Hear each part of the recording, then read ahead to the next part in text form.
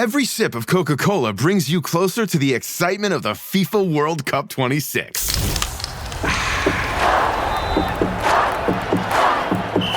Because nothing compares to the joy. So grab a Coke and drink in the FIFA World Cup 26. No purchase necessary. 13 plus in 50 U.S. states and D.C. with a web-enabled device. Ends March 1st with 8 entry periods. Rules at CokeURL.com/soccer rules. Hey, Fidelity. Can I get a second opinion on stocks in the Fidelity app?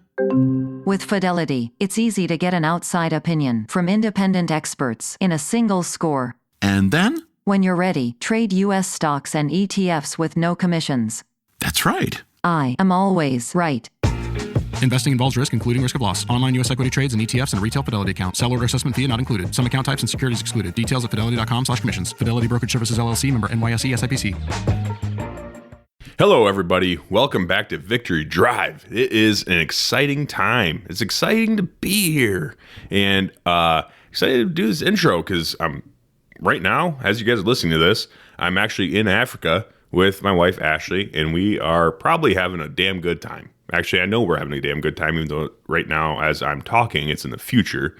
But as you're listening, it's in the present, if that makes any sense. Anyways, I'm going to keep these intros nice, short, and sweet, and to the point. They're going to be this. It's going to be the same intro for the next couple of weeks because, you know, being in Africa, coming back from Africa, and all that stuff. So it's going to be a little bit redundant. So if you guys, you know, already listened to this intro and you're sick of it, and so this is next week's episode, just go ahead and skip on past. You guys know what to do. It's not a big deal. So, just going to get on with it. Talk about. I guess I'll touch on Africa a little bit. Going there with Ashley. And are actually going to be there with Buddy Pyland and his wife from Ozonics. So that's going to be super exciting. And obviously Stuart and the gang. It's going to be a damn good time. Super fucking excited about it. And once again, just one more disclosure on all that. Probably going to be going to Africa every couple of years or so. So if you guys are interested in Africa, let me know. I can let you guys in on all the info. And if you guys want to go outside of, you know, when I go back and everything else, I can hook you up with Stuart and get you guys on the right track. Cause I'm it's just infatuated with Africa and African hunting. It's an absolute blast. And I think every hunter out there should experience Africa at least once in their life. At least. It is an absolutely amazing time.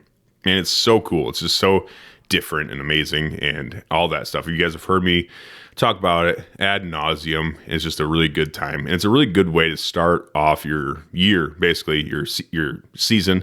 You know, going there late August, coming back early September, and then diving basically straight into hunting whitetails in the Midwest. So it's just a really good kind of kick off the season, good way to do it and knock off all that rust that you built up from not hunting. So really good time, really fun, and just really good kind of, you know, preamble to the season is all. So the next couple of weeks I got on Nick Babiak. We talked about some handgun hunting stuff.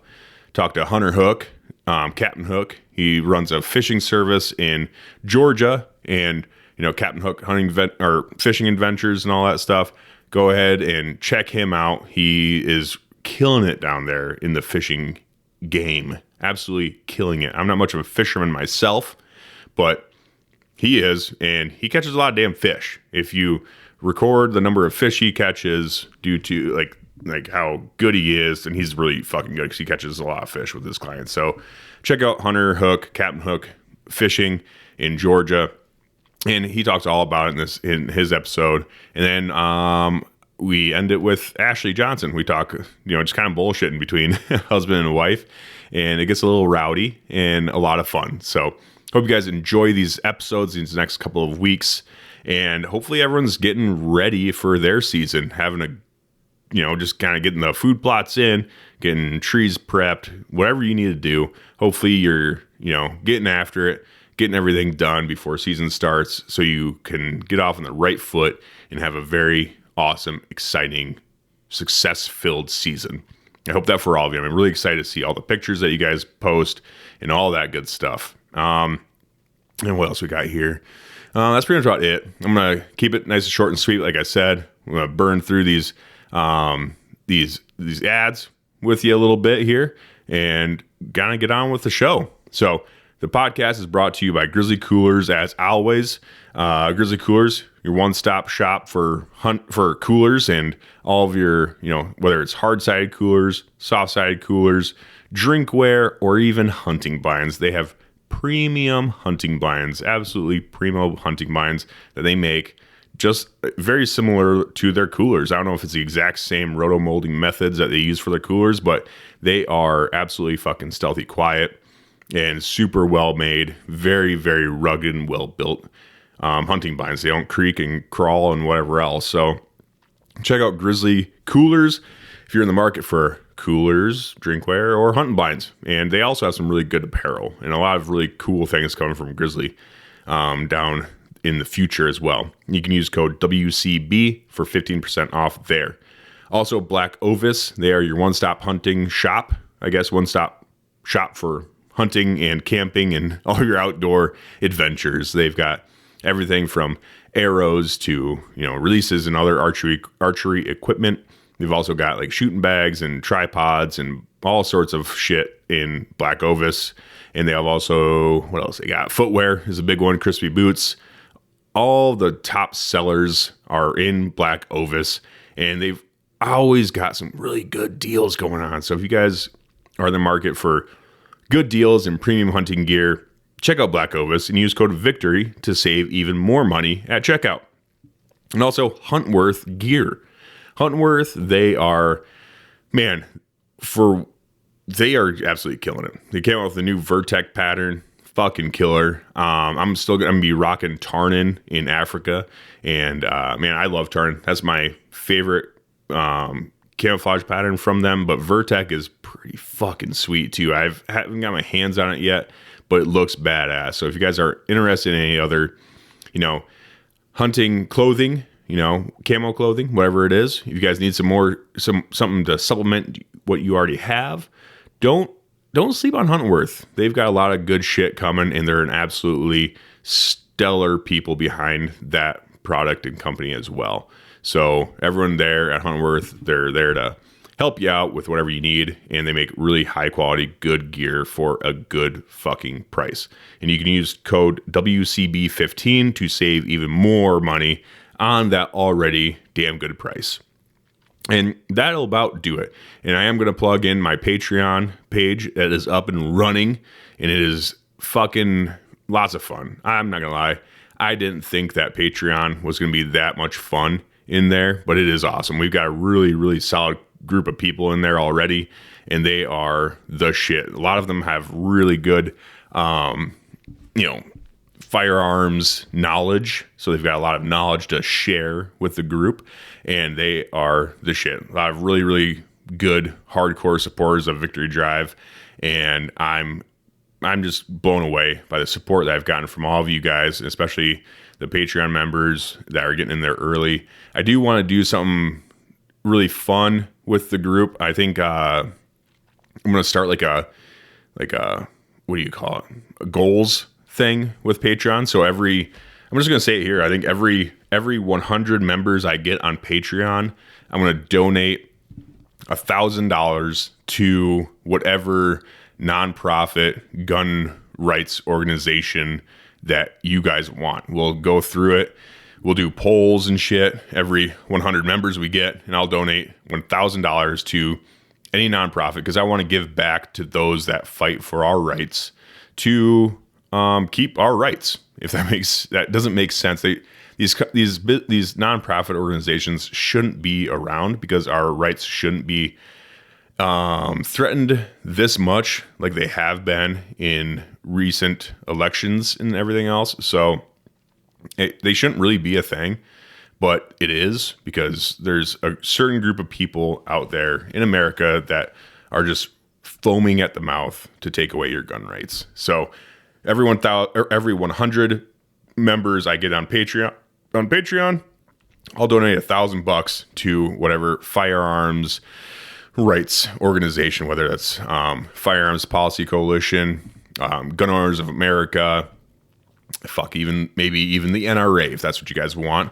We'll donate a big old check to them, every 100 members, and just our little token of giving back to those that are out there on the front lines fighting for our rights, basically to keep our rights in this country, because America is the best country in the world, and we want to fight to keep it that way. So there are people out there that want to make it less awesome, and fuck them, and help me, help you to help them fuck them. Does that make sense? So that's what I'll do. I'm going to stake my name on that. So whatever happens from there, at minimum, I appreciate you guys' support and listening to the show. I couldn't do it without you guys. It's been an absolute fucking amazing journey so far, and I'm really excited to see what we do in the future. So thanks again for everyone that's listening, and wish me luck, drink a beer for me in Africa, and hope you enjoy these episodes. Thanks.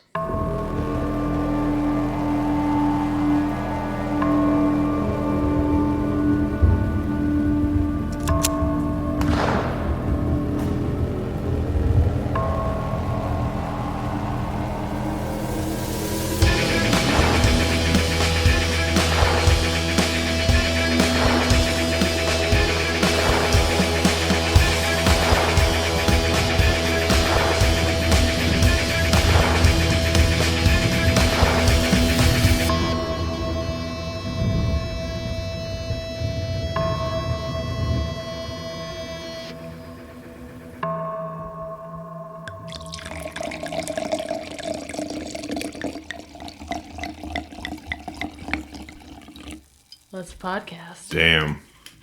Still sizzling in there. It's the best wine. I splurged. Charlie told me I should. $18.99 a bottle. Pretty expensive taste. Me. Pretty expensive taste. I don't know how we ever can afford this. Ugh. Don't do that ever again. It's like ASMR. That's gross. Your sister likes it. That's disgusting. I don't like She says it makes her brain tickle. I don't like it at all. I don't either. I think it's disgusting. I hate everything about ASMR. Everything. I do too. All of that. Very gross. Okay. Anyways, Ashley. That's me. How's it going, honey? It's been a while since we've done one of these together. Our last Keeping Up with the Johnsons, that was minimum 6 months ago. Yeah, it was a while ago. It was a hot minute. We live in the same house, so it's like kind of ridiculous that we're not doing it more, but Yep. you're too busy That's for life. me. We gotta pencil you into the you. I've asked a long time. Like, we should do one. Like, yeah, totally. I gotta work 3 to 11 fucking the next 16 weeks, so straight. Yeah, well, here we are. We made it. Well, how's everything going? Well, we got 2 days. Well, not even till we leave for Africa, and we have done nothing.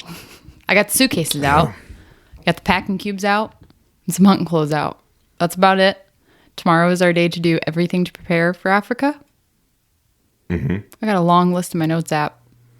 Yeah, that's kind of generally how we do things, I guess. Is That's how we roll in life.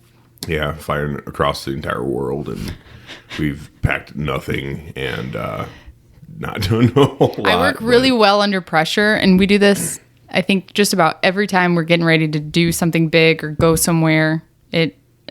I'll have the notes app of everything that needs done prior to leaving, and I'll be like, I have plenty of time. I'll do a little bit this day, a little bit that day, and then I don't know what happens. And then it's like the day before, and I'm like, okay, I have all day to do it, but I always get it done. But like the things on the list are a little.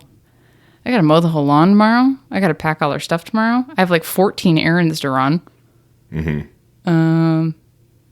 But it'll get done, and we'll be on our way to Africa. Yeah, well, one thing that's nice about it is that they do laundry every day, so we don't have to take a whole lot of clothes. I still overpack. Yeah, well, you're a woman, so. I even, when we were emailing with our group, one of the wives was asking me some ideas of what to bring, and I said, oh, I'm probably better at telling you what not to bring, because I totally overpacked last time. I have not decreased what I have packed whatsoever, what I've laid out, because you never know what you're going to want. Mm-hmm. You know? So just pack it all. You get 2 free checked bags on international flights, so I'm going to do it. Yeah, I don't know. I think I could definitely go to Africa with just a carry-on bag and be happy. You would fill up a Walmart sack, throw it in a duffel bag, and you'd be on your way. There's literally been so many times you're like, yeah, I got to go to whatever state, Oregon, Illinois, Indiana. And you go walking out the door and you've literally got a grocery sack. And I'm like, you got socks in there? I got a pair. Yeah. I'm like, what if you need to change it? We're going to be gone for, fucking 2 nights. Yeah. One change of socks, no big deal. Got my travel socks, my working socks, and back. Yeah. And then, but typically what happens then is we'll get to where we're going. You'd be like, dang, I need this. I'm like, I already packed it for you. I already have 5 extra things ready to go in the case. Well, yeah, it's because when we go to places together, then we have to do a bunch of shit that you want to do. Then what I have isn't appropriate. So, like what? I don't know. Whatever I bring. Like when we went to Mexico, it's like, no, Jake, you can't wear that because it needs to be button ups and fucking whatever else. So you have to bring all that shit. And I don't know. Yeah. Whenever I go to places like Oregon or down to Illinois, it's like, yeah, I don't need to take anything to Illinois. You're a man. So it must be easy and nice. I got to pack all the booty products, not booty, beauty. Yeah, it is nice being a man. Being a woman sucks. You guys bleed every month and bitch about everything. We're just, why are we even created? You have to fucking have long hair and shave your armpits. Yeah. Yeah. All the grooming. Yeah. You don't have to shave your armpits, but no. Gross. No, like, self-respecting man would That's disgusting. Fuck you, so. I'm sorry. I remember we went to, Charlie loves going to theater plays, and we went to, let's not say where or anything, but there was an actress in it. And let's not assume. Well, a person acting. Oh God, an it, a they them.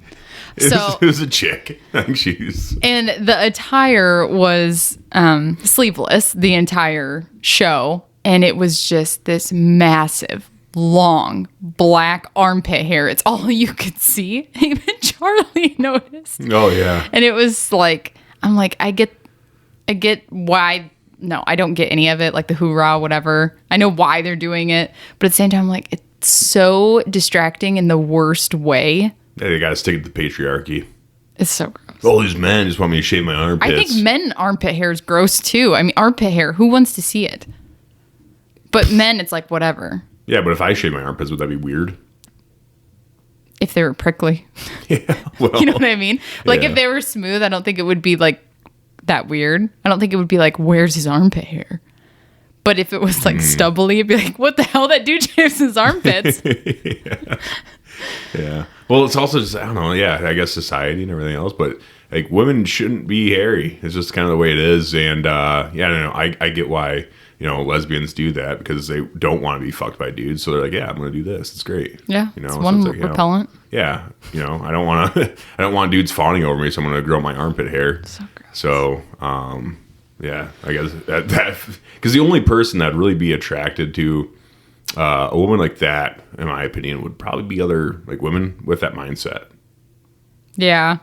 Like the whole hoorah. Well. Like, can't you hoorah in other ways? Keep the armpit hair at bay. Well, I don't know. That's pretty hoorah. That's pretty hoorah-y of pretty them stinky, to do that. I bet. So, I don't think the hair makes it even stinkier. It's just, I guess you have it. I mean, I don't know. I've never grown on my armpit hair. Never plan on it. No, but it's just one of those things. It's like, yeah, right. Like the differences between men and women. Is it fair? I guess no, but like you don't have to. Like you have the choice. I have the choice to shave my armpits or not, and you have the choice to grow yours out or not. But it's just like, why? It's kind of like, okay, I don't have to shower every day, but I do. Because it's fucking gross if I don't. Yeah, exactly. Yeah. I don't grow my armpit hair because, ew. Yeah, I don't want to have long armpit hair. Yeah, I don't have to wipe my ass after I take a shit, but I do because it's disgusting if I don't. So, there's just a lot of things that you don't have to do them, but you just do them because it's weird and gross if you don't. So, and that's one of those things. Like, when she's out there dancing around and stuff like that, it's like. At first, I was thinking, I'm like, oh, maybe it's just a shadow. And then it just kind of kept popping up. Oh, yeah. And we were sitting really close to the stage because Charlie likes to sit close where you can kind of see him go behind the curtain and stuff like that. And it was just like, I couldn't look at anything else the entire time. Just like, I mean, it was bold. Yeah, It was out there. Hair. Intense, and her arms were up a lot. And she, she wasn't like a brawny chick. No, she was pretty. Just a lot of armpit. It was weird. There's a lot of gays in that in plays, I guess. Well, What do theater. straight dudes do that want to get into acting? Acting or theater? Because Well, a lot of actors get into theater first and then I don't know. go from there. But like, do they Well, There's a few straight dudes in plays I've seen and stuff too, but it's like seems like it's very much very skewed towards gays, and there's not like it doesn't seem like there's as many gays getting into big acting roles. Is that kind of like is there like a weird homophobia in Hollywood that they like to say that they're pro gay but they're not actually in their movies? What is that all about? half the movies I'm asked if I've seen, it's a no. That's true. So I'm not in that. You don't really have your finger on the pulse of Hollywood. I don't. So, No. Yeah. Well, we found out something fun today. What's that? You text me and we were both running Oh yeah. pre-Africa errands 2 days before we go. And Jacob texts me. He's like, "Oh, hey, it's our wedding anniversary."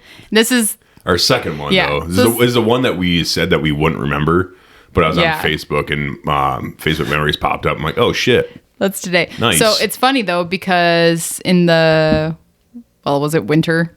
Well, okay, I should know.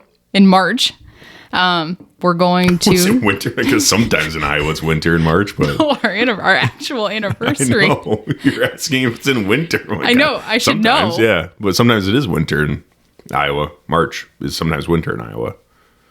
So I can see why you get confused. Oh yeah. Yeah. So we're on our way to we were on our way to one of the trade shows, and we had stopped and we were trying to get Taco Bell breakfast or something. It was or Hardee's. I don't know what it was. And we're trying to drive 7 hours to Indiana or somewhere, wherever trade show we were going to. And all of a sudden we get a group chat. I think it's Ohio, wasn't it?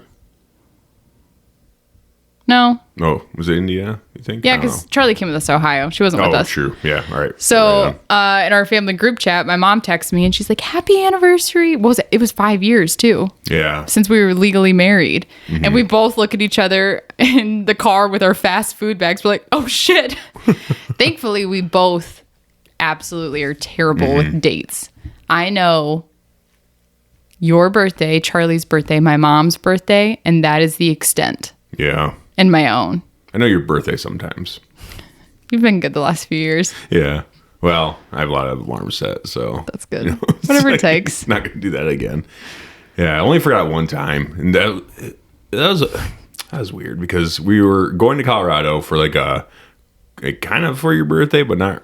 We were going really, on a family vacation and my and it's birthday your landed. But it was like kind of one of those things where like, oh yeah, family vacation time over Ash's birthday, it'll be fun, and then your birthday popped up, and it's just in the madness of being on vacation and stuff, and then waking up to go get breakfast, and not remembering it. I would have gotten it eventually, but you didn't give me a shit ton of time. You gave me until breakfast. I gave you like 3 hours. Yeah, that's not a lot minimum. of time. You need to give me until supper. I don't need to give you anything. You need to remember my birthday is what it is. I felt terrible though. I remember thinking too, because I was pretty bitter. And I was like, fuck yeah, you were. We were sitting there at breakfast and we were all order our food and shit. And then the waiters got to Ashley and she's like, "Do you guys do anything special for birthdays?" And then we're all like, fuck.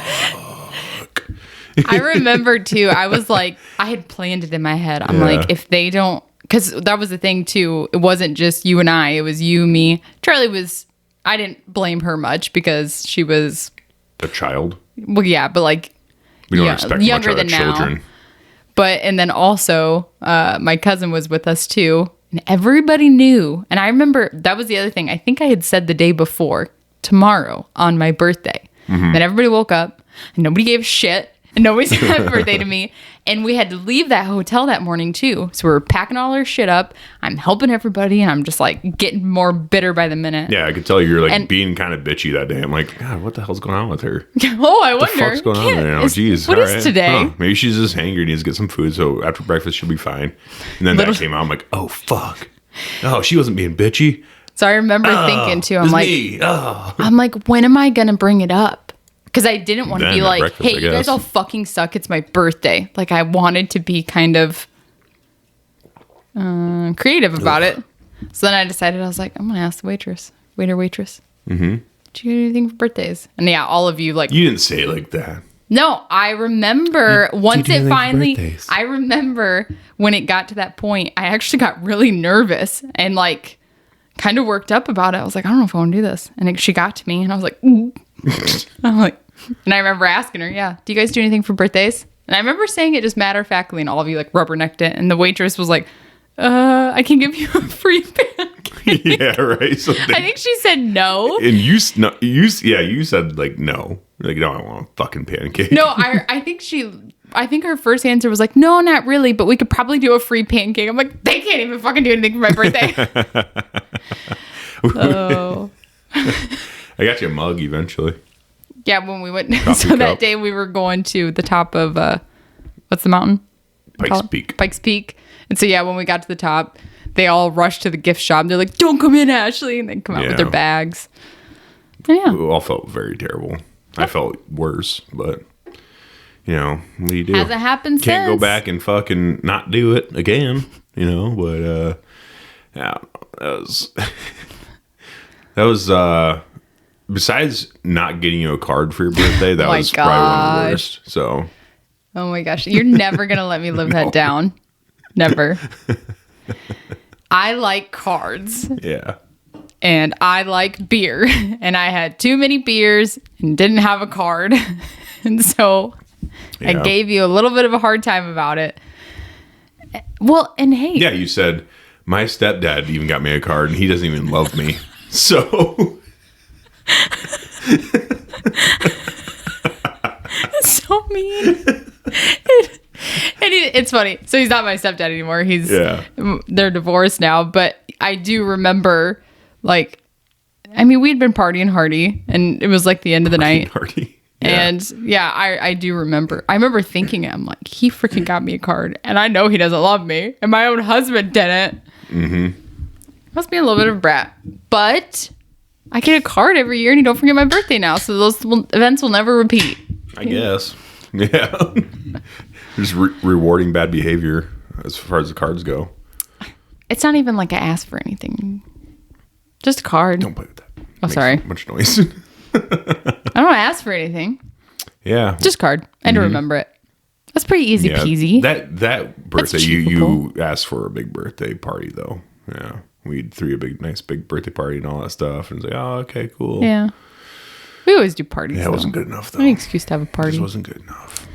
Well, it's in the past now, so no, neither of I us. have to bring that up though whenever the me forgetting your birthday part comes up though, because it makes me feel better.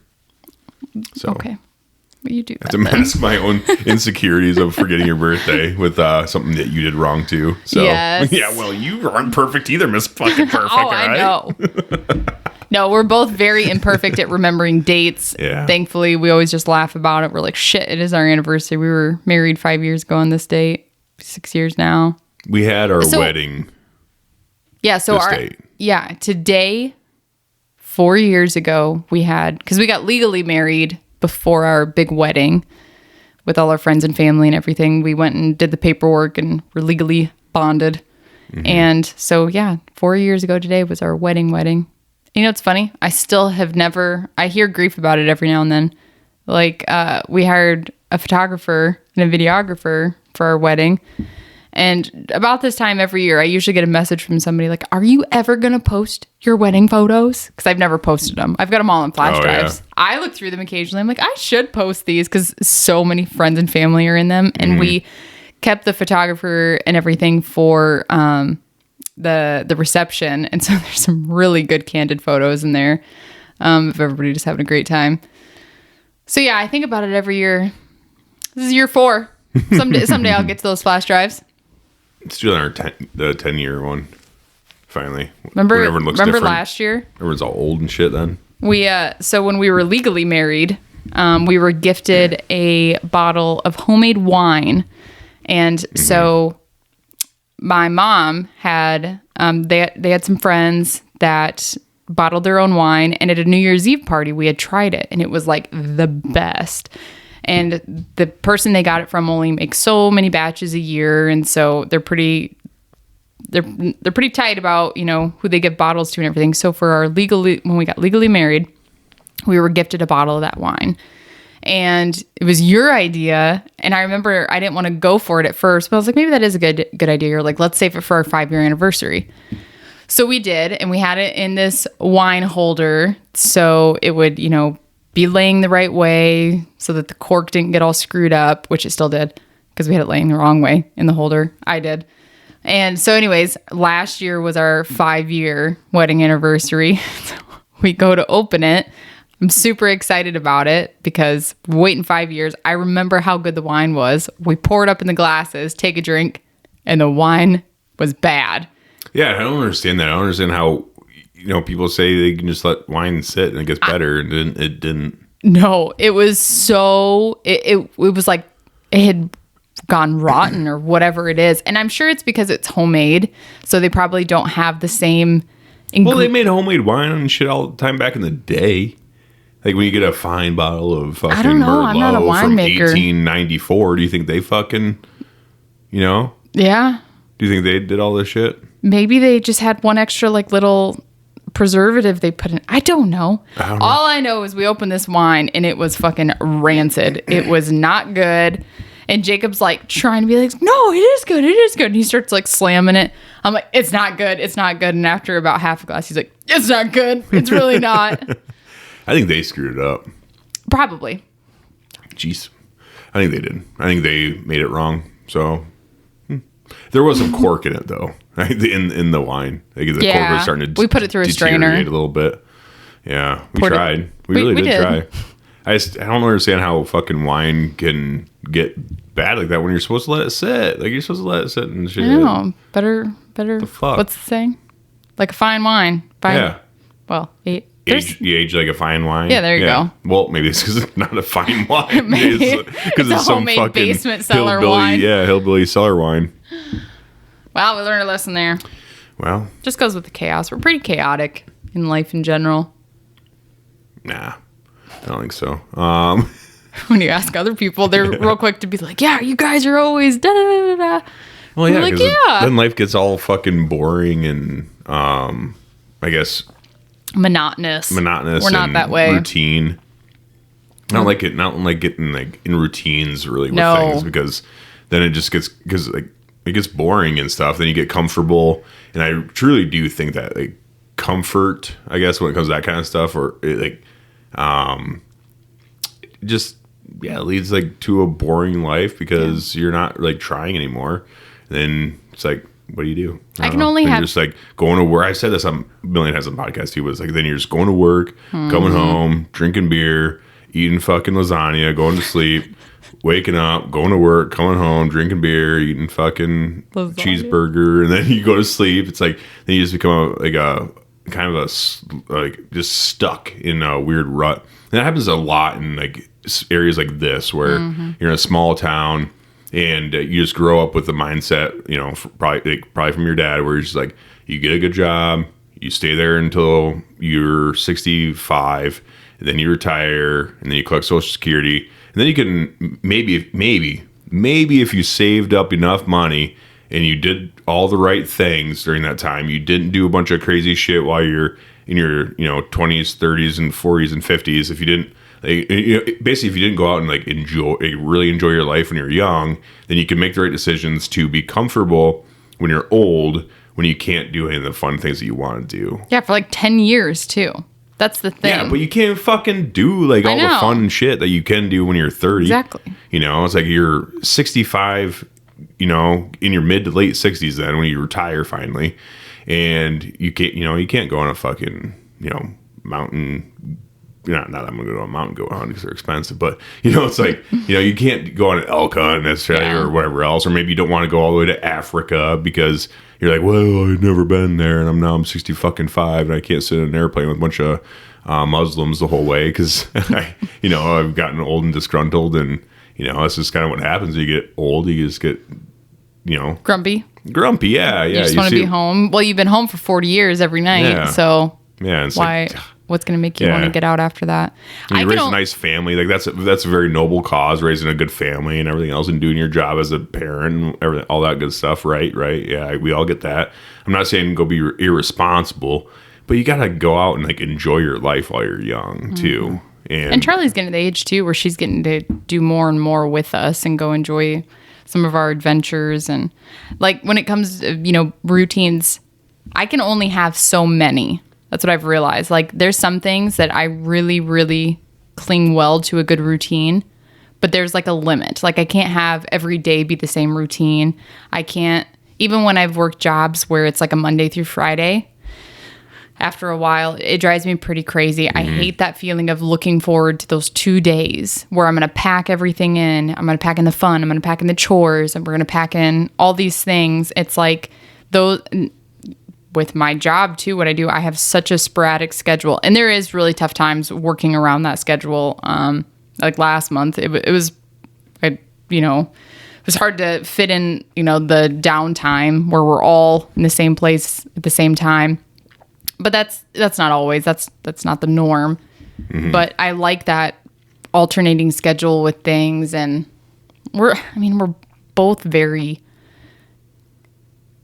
ADD, ADHD, chaotic, very spontaneous. Chaotic, yeah, spontaneous maybe, but not really though, because we plan stuff. We have a fucking calendar that has like a bazillion things on it all the time. So it's like a great calendar. We're not really. I don't really think that we're like that chaotic. We just don't. We do a lot of things, and we try to do a lot of things. I don't mean chaotic in a negative way. No, I know, but comparatively.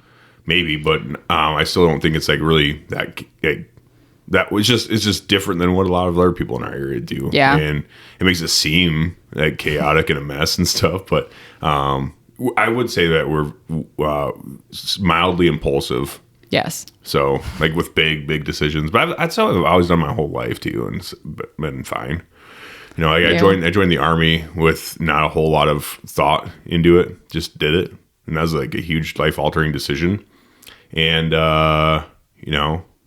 buying houses, buying really the only thing we really stop and think long and hard about is buying a car. And it's really not that big of a deal. Oh my gosh, I know. So we're still rocking and I get so disgruntled about having to buy a new vehicle. Some people love, always car shopping. Yes, I despise it. The times, how many vehicles we've bought together? 2? Yeah, 2 vehicles. And then it's the vehicles we have. Still to this day. 3. That Jetta didn't really work out very well, but we did buy that motherfucker. Yeah, he fucking ripped me off. That son of a bitch. And he's local too. Ish. Man, that thing was. Yeah, that fucking cocksucker. How long did it last? Fucking months. A few months. Yeah. We were out the money we paid for it. Then the engine blew. I'm like, fuck. So I replaced the engine in it, and then everything else just started taking shit. I'm like, motherfucker, dude. We're going to have a brand new fucking car into this stupid fucking car by the time it's said and done. And he's a fucking cocksucker because he is a mechanic and he knows better. And he knew that was a ticking fucking time bomb. And he sold a piece of shit. Enough. Yeah, he sold a piece of shit. I firmly believe that he knowingly sold a piece of shit car. And it pissed me off. That pissed me off so fucking bad. I'm still obviously pissed off about it. But then we obviously got rid of that thing, and we took it to the dealership. They didn't even want to take it. No, they basically were like, there was no trade-in value to it whatsoever. They basically said, like, we'll do you a favor and take it off your hands. But it was... They did. That's exactly what they said. Because I'm like, you can't give me anything for it? Like, not really. Didn't they take like $40 off the taxes or something? It was something so minimal, but just trying to make us feel a little better about it. They didn't give us anything for the car. But they did. Oh. They did drop the price of the vehicle that we bought by, I think, $300. Like, if it makes you feel better, we can drop the price on the car you're about to buy. They did it because they felt sorry for us. Basically, like, well, fuck, I was like, we can drop the price on the car you're going to buy, but we can't give you anything for that car because we're not going to sell it. Like, it was so bad. It's got a new engine, and you just take the engine out and do whatever you want with it. And we're not going to do that either. Yeah. So. It was, it was a marketplace. Somebody listed a used vehicle. We test drove it. It was just from a town away. We kind of knew, we didn't know personally the person, but the last name was a name we knew.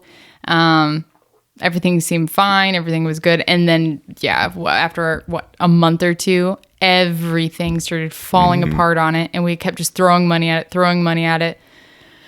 And and then it just ended with, we have bought 3 vehicles together. Yeah. And I will Marketplace drive really those. kind of fucked us over lately in Oh in our gosh. lives. We don't buy a whole lot of shit off Marketplace. The only thing. Oh, I do. Oh, well. But it's not. It's very rare that we buy something that has to work off Marketplace. And the times, furniture and stuff like that. We've gotten some great deals. Our wonderful dining room chairs. Yeah, so furniture, it's I know, that's what I mean. It doesn't fall apart when you sit on it. Okay. Yeah. It works. But the things, I think that we need to stick, I think we've learned our lesson the very hard way. That anything that has to run properly, we do not purchase off Marketplace because we have been burnt. Jacob almost died last week. His life flashed before my eyes when we went to pick up this washing machine from a crackhead's house that both of us were too nice to be like, you know what? We're just going to leave and not buy this because we'd already drove over an hour with a truck and trailer to buy this washer and washing machine. And this lady was messing around and she was messing around bad. And Jacob and I, we had to get it down, 4 stairs. And it was a stupid fucking front load washing machine, which those things are so, I don't know why they were ever created. I don't know why they're a thing. Everybody talks about how they're awful washing machines. You got to make sure they don't get moldy in the front, and you got to do this and that and all these things and all these problems, but they're so popular for some reason. We personally do not have one. We were buying it. Long story. It wasn't for us. It was for us to use for something else. And so we're getting ready. We have a dolly with us, and this lady won't shut her freaking yap. And we're just like, let's get out of here. And the washer was extremely heavy. And it had a riser on the bottom, which was extremely light compared to the weight on top of it. So we put it on the dolly. Jacob's going down the stairs. I'm at the top of the stairs, not doing really anything, just bracing it. And in the matter of seconds, this washing machine does a full somersault. It leapt off the cart. It did. And I just see the washing machine and the dolly just go towards Jacob. He goes up against the wall. I think he's going to die. He doesn't. That thankfully. motherfucking washing machine ain't gonna kill me. I was so scared. And that motherfucking washing machine is gonna break before it did break, but it's gonna break before it breaks me. And then we still hauled it. Yeah. Well, I was just thinking, and then the only thing I set up that I was like, well, that thing doesn't fucking work anymore. Well, and the stupid bitch too. You go outside, we're both pissed off, and she's running her yap, and you were outside, and I'm super annoyed by her. I'm she kept talking. I was I don't even know if we're taking it out. She's yeah, after you broke it. I'm no, because I don't know if we can freaking get it out of we had to take her door off for her. House, we were way too nice about that. Too nice. Sometimes we need to be more mean. Not even mean. We need to be more blunt. Well, the biggest thing is just driving an hour to get this fucking thing. Know. And then we had the trailer and all that shit. It's we kind of have to take it at this point. We didn't though. That's where we didn't have to. We need to put our foot down. It's a fucking waste of goddamn fucking time going all the way out there for no fucking reason. And I had shit to do that night, but I'm well, we have to go do this thing. And I was going to be the one to say, no, we can't get this thing. It's then we would have driven off with an empty trailer, and he'd be like, what? It's only $175 and we should have gotten it. Fucking da-da-da. And I'm oh, fuck. You're blaming me now? No, I'm just saying that's what would have happened. So... And not blaming anyone, I'm just saying that's what ran through my head why I just kind of kept my mouth shut and grabbed the fucking thing, and then it exploded, and then it was so bad. It's just been it was a mess. It was a big disaster. We're trying to get ready to Africa, trying to fucking do all these things and everything else. So it's just fucking wild shit was going on, and I just wanted to get the god dang washer and dryer out of the fucking house. So I didn't have to listen to her yapping about all this shit the whole time. And it's really pissing me the fuck off. Well, we bought her next 8-ball. Next couple. What? I said we bought her next 8-ball. Oh, right. Yeah. And the washer doesn't work, just in case anybody was wondering. Yeah. It's broken. It did go down the stairs 3 different times on its side. No. So anyways, lesson learned there. Yeah. Anyways, Ashley, what the fuck? So when we go to Africa, are you gonna do some hunting too? So fun. Yeah, I'm excited. So a lot of people have been surprised to hear this, but I've gone hunting with you a fair amount. And everybody thinks with your involvement and like when I go along and I film or, you know, going to Africa and we've gone to South Dakota and all these things, I've never shot an animal. I've never hunted. I've gone along. I don't even have my hunting permit, license, whatever the hell it is that you need. I don't even have that. We're not hunting in America. No, but here. Yeah. Like a lot of people, they're like, you've never hunted? I've never killed an animal. I've never hunted. Nope. It's always been something that, I mean, I would say for the last probably 4 years, I'm like, yeah, I need to go get my hunting stuff done so I can go out and maybe shoot something. But it's just never happened. I mean, there's always been other priorities, I guess, and just kind of on the back burner. Yeah, but I don't need one of those in Africa. Yeah, and you haven't been really bitten by like the hunting bug, I guess, because we went to Africa last time and you were, you know, filming and stuff, and that was fun and everything else, but you haven't actually hunted before, so it's like, am I about to get bit by a bug? I don't know, maybe. Or maybe you won't, or maybe you'll be like, nah, it's fine. Like, I don't know, still it doesn't really do it for me, maybe, I don't know. Or maybe you will. Yeah, it's never because you don't really know until you do it is the thing. So yeah, like Charlie, she liked going out with me and stuff, but she wasn't really that excited about it until we shot that turkey together. And I just had that feeling with her that when she gets like shoots something herself, she's gonna be even more like, oh fuck, like I can kind of see that with her. But with you, it's like you're an adult and stuff. And you know, it's like I don't know how you're gonna really feel about it. I know you did fine with filming and stuff, and you were excited about all that stuff whenever it worked out and everything else. But I don't know. It's never because I feel like when we get home, still, even if you do, you know, when we go out there and you're gonna hunt, you're gonna shoot something, and you're gonna be excited about it, and it's gonna be fun. But then when we get back home, you're still gonna be like, wow, I have all this other shit to do instead. So that may happen. It's not, and it's definitely not because I'm opposed or like nervous or anything like that. It's honestly just been a mixture of I've never got the shit done that I need to. I might be qualified through the Iowa Law Enforcement Academy with firearms, but I've never gone and done a hunting course. You know, it's like it's just never been on the top of my priority, and it's cold in Iowa. I've never had a big want to go out and sit. I am a baby back bitch when it comes to Iowa cold, and the only thing I've actually ever been interested in going out with you and maybe even shooting something is turkey hunting. That weather I can hold up in, but I already know how I won't enjoy being out in the cold, even if it may end with a kill. I don't, it doesn't seem worth it to me with the cold. I don't enjoy it. Yeah. But like, you don't need the license in Africa. It's going to be nice weather. I'm pretty excited. I hope that I'll get the opportunity to make a good shot on an animal. You know, we won't be shooting bow. We'll be shooting guns. That's what I know. I don't know how to shoot a bow. I pulled back one of yours once. I did it wrong, and I bruised my arm for like a month. And so that's fucking long. How was a bad bruise? Yeah, but it wasn't bruised for a month. And if it was, then you got was close fucking paper skin like an 80-year-old then. I slapped that motherfucker. I did it so wrong. I did it real wrong. Wow. It was bad. Anyways, I don't bow hunt. So I'm really excited to be able to go out there. It was also a recurve. It wasn't a compound. I don't even remember which one it was. I just remember we're out at the old house in the shop.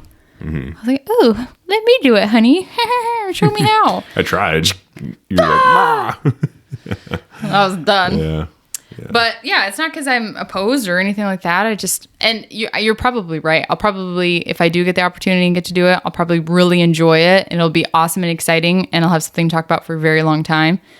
And it may not happen again for a very long time. It may not happen here. Might be the next time we go to Africa or wherever it may be. I don't know. We'll see. That's why that's the other thing too, is because I want to start like filming my hunts and stuff back at home and everything else, but it's like, fuck, you're not going to go out there and film with me.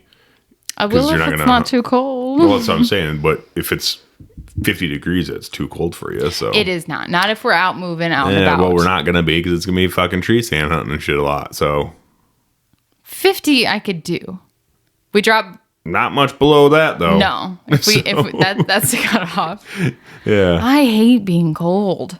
Yeah. I can't. I hate hearing you when you're cold. I'm a bitch. I know. I'm fully aware.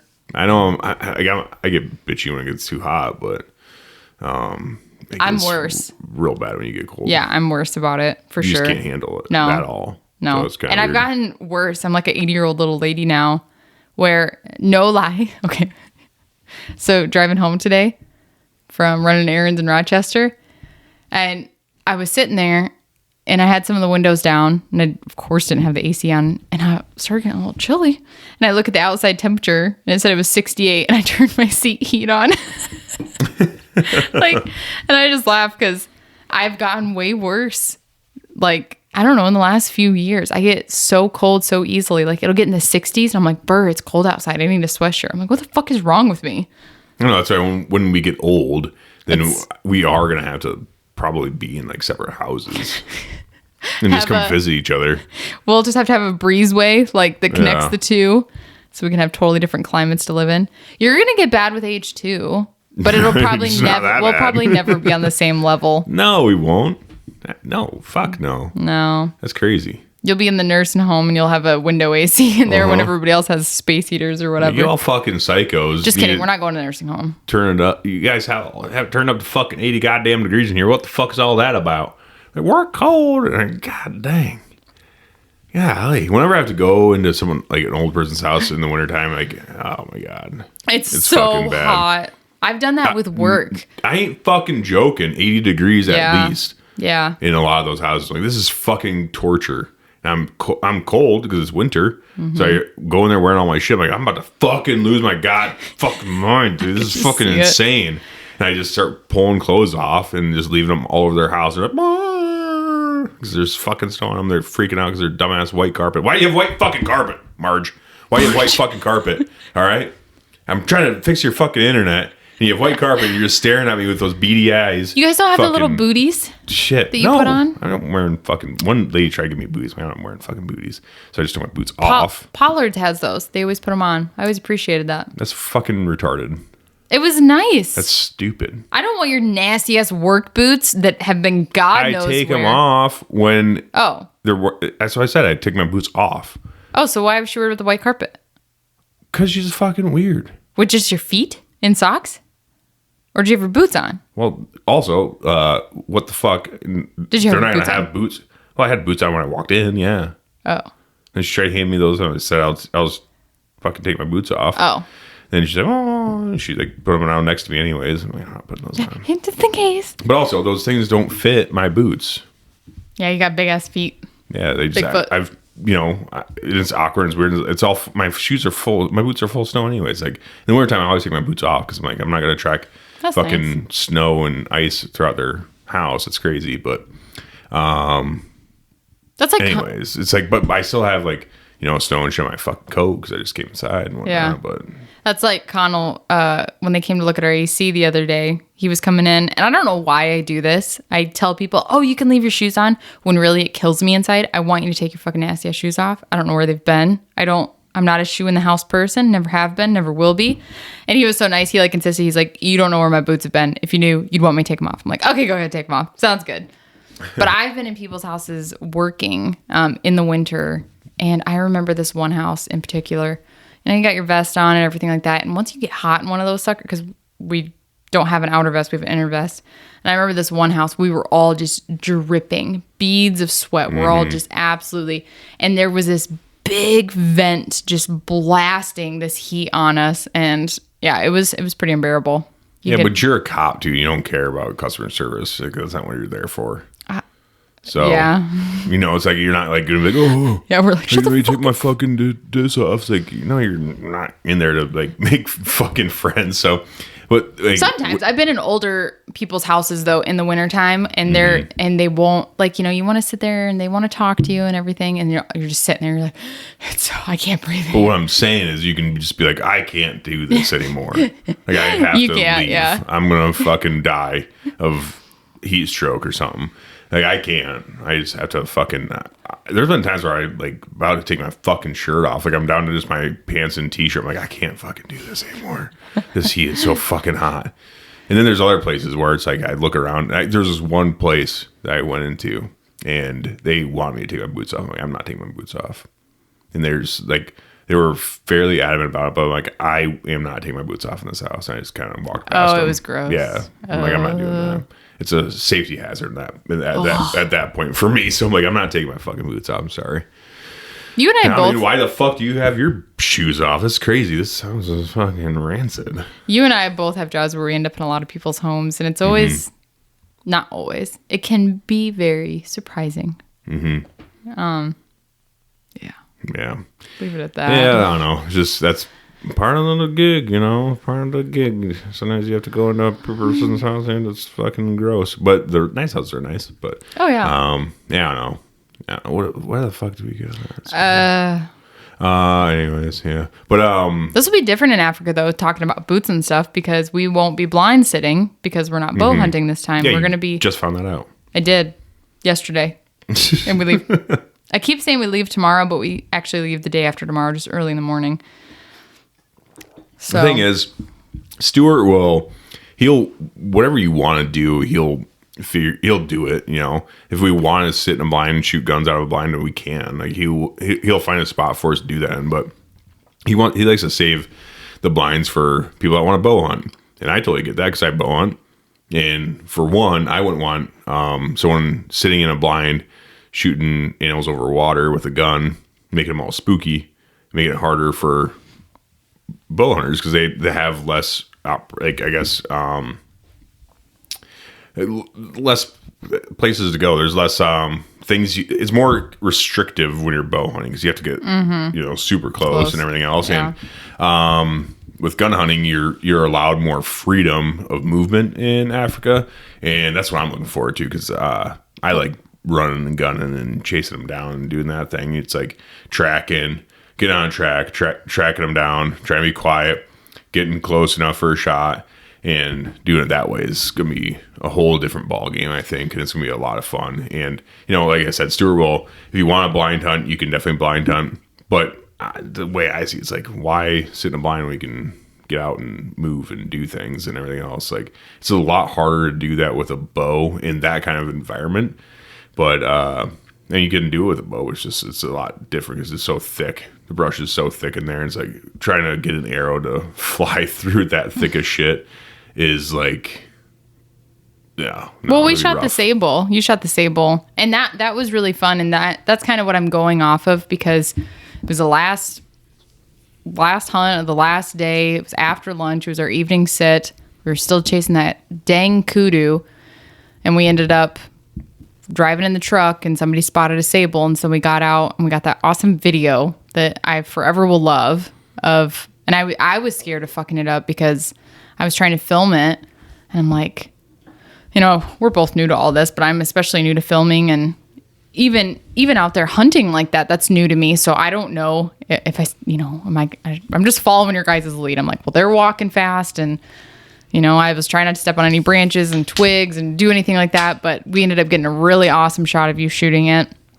And that was super fun, and that was exhilarating. And it was because there was several times, we stopped and, you pulled the gun up and I was like, okay, here we go. And it wasn't it. Mm-hmm. And then we'd move on.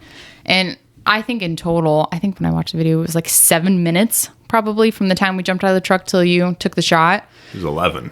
Oh, 11. Okay. Mm-hmm. I knew it wasn't that long, but it was really fun and it was really awesome. And so I am looking for that. The only thing that it's not about, us putting on several miles every day and being out in the terrain. I'm going to be completely honest. The only thing I am nervous about, I'm not nervous about the sun. I'm not nervous about my feet hurting, my legs hurting, walking 8 miles, whatever it may be. I'm fucking nervous about running into snakes. Mm-hmm. And last time we went, I went completely uneducated. I wouldn't look up anything about what could be in Africa because I knew I'd be freaked out. And I remember there was a couple times when we were in the blinds sitting because, they're concrete, they're half in. I'm like, do you know how easy it'd be for a snake to be coiled up in here? I would think about that from time to time. So when we'd first get in the blinds, I was always kind of, looking at all the corners. And we had that one blind that was full of geckos. Oh my gosh. We opened that door, this steel door or whatever it was, and it was just covered in the geckos. And I'm like, ugh. And you're snakes with feet. Yeah, whatever with those, like gross, but nothing. I have a very unhealthy fear when it comes to snakes. I need to get the fuck over it. I need to get hypnotized or something. I don't know. You might get over it when we go back, because if if we do run into one, you're gonna have to sack up. Yep. But I'm also thinking about ATA. We got to tell that story that happened there. Oh, yeah. So I developed this very unhealthy fear of snakes. Tell the story why. Yes, why do you have I am. Oh, you are? Okay, I'm So sorry. as a child, growing up in Kentucky, we were in eastern Kentucky, Appalachian Mountains. Snakes are freaking everywhere. We lived in a subdivision with a fenced-in backyard, and we had a lab that and the time we lived there, got bit by both a rattlesnake and a copperhead. Didn't die. Molly was a trooper, but the snakes were just prevalent down there. I remember when I moved here and people would go swim in like the Mitchell River and stuff like that. That was never anything we did in Kentucky. You couldn't go swim in bodies of water like that because there's snakes and they're all poisonous. You've got copperheads, you've got everything there. Snakes forever. But when I was a child, we had friends that had snakes, and I was always totally okay with snakes.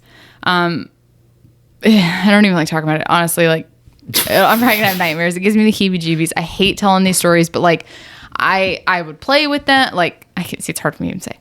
I didn't have an unhealthy relationship with snakes. Cry right now. I'm not gonna cry, but it really. I'm sweating now. I'm not gonna cry, but I am sweating now. It's a fucking problem, and it pisses me off. And I don't like telling people about it because a lot of people won't take it seriously. They'll take it kind of like, oh, you don't like them. Oh, let's prank. So I really don't even like people knowing my fear because I'm like, no, you don't fucking understand. Like, I'll fucking do things like you do not know. Like, no go. So anyways, this fear really started. There were, when I was growing up, there was other people that were afraid of snakes, and like I never understood it, and it like slowly kind of crept in, and like they planted it in your head. Kind of, it started getting like implemented. Like, oh, that's a thing. A lot of people are really terrified of snakes. Pussies. And it was whatever. And then we had an incident. I worked at a Bible camp in Kentucky, and we had this water slide that was built into the mountain, and we had a pond, and the pond was not for swimming. We had a swimming pool for swimming, but the pond was for the paddle boats. And then there was an area where the water slide went into, and you were always instructed to get out immediately. So I worked there. I was camp counselor. And so before everything would open, us counselors, we'd always go down the slide. We were hot, whatever. We wanted to have some fun too. Test it out. But also I believe it was to help stir up the water as well. So anyways, I'm sitting down there. I'm waiting in the water for my friend to come down, and I felt something. And then I felt something again. And then I freaked out, and she came down. I'm freaking out. I'm like, there's something in the fucking water. And so then we get out. We tell somebody. They end up shutting down the pond, and it ended up being a very large snake that was in the water that they came and they got out, and they like closed the pond down. And like I said, every snake, okay, we gotta stop. So I think that was a big one for me. And then it just like developed worse and worse over the years. And then I moved to Iowa, and I didn't have we didn't have snakes like we do now. And then it was just like, all of a sudden it was just like this super ridiculous fear where I can't even like look at them on TV. I can't look at them in books without like I think it's full panic. I think it's because you don't encounter them very much because we don't have a lot in Iowa, and the ones that we do have are small and whatever.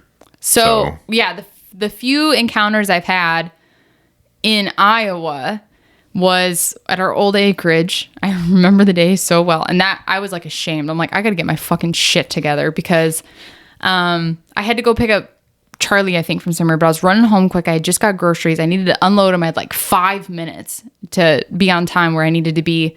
And so I get in the back seat. I throw all the grocery bags on my arms. They're fully loaded, so I can just take one trip in. And I turn around and I donkey kick the door to close it. And I look on our driveway, and there's just this giant snake stretched out across our driveway. And it was the type of fear where you don't scream or anything. You're just like, and I run inside, and I remember I called you, and you were fucking crying. It was really freaking out. I'm ashamed at the fear. Yeah, it was like bad. Like if there's ever like a panic, I hate the term panic attack. I know people have that, but like I was probably pretty close to that. Like I was, yeah, you were hyperventilating. Yeah, I was having issues. Yeah. And then I had several more snake encounters at acreage. One being by our front door, one being on the tree I was mowing around. Mm-hmm. Like I had several to the point where I quit mowing, and I love mowing. So then I've gone several years without any snake encounters, and I like it that way. And then we went to ATA this last year. And the first day we get there, we're upstairs in the media room the whole day, podcasting, whatever. And then we had already planned. We're like, tomorrow we're going to go down to the floor, see who all set up down there, talk with people, do the whole thing. So next day rolls around, and I remember young boy was filming, and then I had my camera and I was filming. And so we're walking in there, we're walking around, and I've got my camera down, but I've got like the screen for it up. So I'm staring down at the camera so I can see my little screen of what I'm recording. I'm just following you around. Da, da, da, da. I'm just your little film girl. Da, da, da. And I'm looking down, and all of a sudden I hear, Ashley, no. And I look up, and there is a person, well, two, with this fucking... How big was it? Like, it was big. It's probably they had this a boa. Yeah. It was a boa restrictor, right? Uh-huh. And it took two people to fucking hold this thing. Yeah, what company was that for? It was for I can't remember what it was for. I think it was Boa Broadheads. I'm sorry. I don't know your company, but I don't like your marketing. They were over by the Morel Targets and shit. Yeah, there's a giant snake, though. It was fucking like really big. I don't know. I didn't measure it because you didn't let me go over there and look at it because I was quiet. Rough. That's when you know I'm really actually scared. When I don't make any sound. I remember I was just like... And I turned, and like a couple people were like, "Oh, ha!" That's the thing where I don't like people to know I'm scared because they think like, "Oh, she's scared. Like, go over by her or whatever." And I was like, because we were pretty close to, from what I remember, like we just stumbled upon them walking around with it, and it took two of them. This thing was how big do you think, if you had to guess? I don't know, fucking at least 8 to 10 feet, probably. I would say at least 10. You didn't really look at it. So, anyways. But this smaller girl, she's smaller, probably like, well, maybe right around your size or so. And, let's not get too descriptive. I'm going to throw up. Okay, but she's holding it. It was like fully engulfed around her shoulders and stuff. It was big. It was a big fucking snake. I don't think it'd be 8 to 10 feet, actually. Okay, anyways, we're getting too It's probably much. like... You've got pictures. Fuck, it might have been about 8 feet. I don't have pictures of it. You took a picture? I didn't take a picture of it. You wouldn't let me. I had to go console you. We had to go back to the hotel room and fucking take a hang on. cold So bath this is or what something. happened. So I'm like, I'm not going to be a little fucking bitch. So we go over to Big Tine's booth, and Frank was over there, and I'm sweating. Like my shirt is fully drenched. I'm like perspiring like no other. You're white as a sheet. I was not well, but I was trying to conceal it. And we go over, and Frank, he's like, "Oh man, I saw that nasty thing. It's so gross. I fucking hate snakes." And I'm like, "Yeah, I don't do well with them." And he's just like, "Yeah, I'm fucking scared too." I'm like, "No, I really don't do well with them. Like, I don't feel very well right now." Like, just trying to gather myself and get my shit together. And I'm sitting there like trying to get it out of my head. And all I can think about is, what if they fucking drop this thing? They're just walking around the floor with it. It's not in a fucking cage. What if they just... So that's what starts going through my mind. That this thing is going to end up right by me on the floor. And I'm going to... I go full deep into those thoughts. And I'm standing at the Big Time stuff. And I can't remember who it was that was helping at the Big Time booth. And I was standing in front of the bags. And he like very nicely like... Oh, yeah. "Excuse me, hun," and grabs my shoulder. And I full like elbow over. And I'm like... "Yeah!" And he's like, "I'm so sorry." You're on edge. It was not good. And so then I tell you, I'm like, I'm going back up to the media room. Like, I need to check out. I'm not okay. This is not well. And then actually prior to that, when I was still talking with Frank, somebody came up and they're like, "Yeah, we were trying to get them to prank so-and-so because they're really scared of him to go up behind him." I'm like, see, that's what I can't handle. So yeah, I went back up to the media room. I think I sat for like an hour before you guys came back up. I was like, "I'm sorry. I checked out. I didn't film anything. Not okay." That was my last encounter. Yeah, you need to figure that out. I don't know what it is. I Like, get what is the fear? hypnotized. What's the fear from though? Like, okay, so like a It's so stupid. snake touched you in a pond and you freaked out. It's not that though. But okay, it's kind of where it stemmed from. You tell a story when we talk about your fear of snakes and where it stemmed from. That's just why I blame it on. So it stemmed from that ish, and it just kind of grew from there as you got as life went along. But like, what are you really scared about snakes? Like, what is it That's the that thing. scares I'm you? not, and I think you can contest this, that I have gotten slightly better Yes, yeah. when it comes to TV. Used to be like I was done. Like if we were watching a show and it now you came just on, see them and close your eyes real I quick. get like annoyed. I'm yeah. like, And then you're "Ugh." like, okay, it's gone. Yep. Okay. Yeah, Back in it. I've gotten So, a little better in that sense, and I'm stubborn enough where it does it. It really irritates me to have this fear, but I'm not irritated enough to be like, what do they call it? Like exposure therapy? Yeah. Like, no. But what is the fear from? Like, what is the, like, they're not going to hurt you. Like, maybe poisonous ones would, but a boa constrictor is not going to fucking hurt you. It's the image. Like, it's not even the fear of what's going to happen. It is just the image. But what is that? Like, what is that about? Oh, I'm not a fucking therapist. I know, but it's your brain. I don't know. Like, Well, what there's is a lot of it? shit I don't understand about my brain. Yeah, I guess that's why they have therapists. Maybe I need one. Yeah, after I said that, it didn't make much sense because there's literally a very high-paying job to help figure out what is going on in someone else's brain. So, well, just talking about this, I went from being cold to I'm absolutely sweating. yeah, but I just don't know what, like, I don't know what it is. Because, like, the things that I'm afraid of, it's like, they're like tangible fears where it's like, oh yeah, that could kill you. You know, like, I don't know, like falling off a fucking building or being out in the middle of an ocean with nothing else around you. Like, you could just die. You could drown. You could get eaten by sharks. You could get fucking bopped by a dolphin in your butthole, and then you're drowning anyways. I don't know what could happen in the deep blue sea. Into this? I don't know what could happen, but you know, like, there's like real, like, that's a real, like, that's.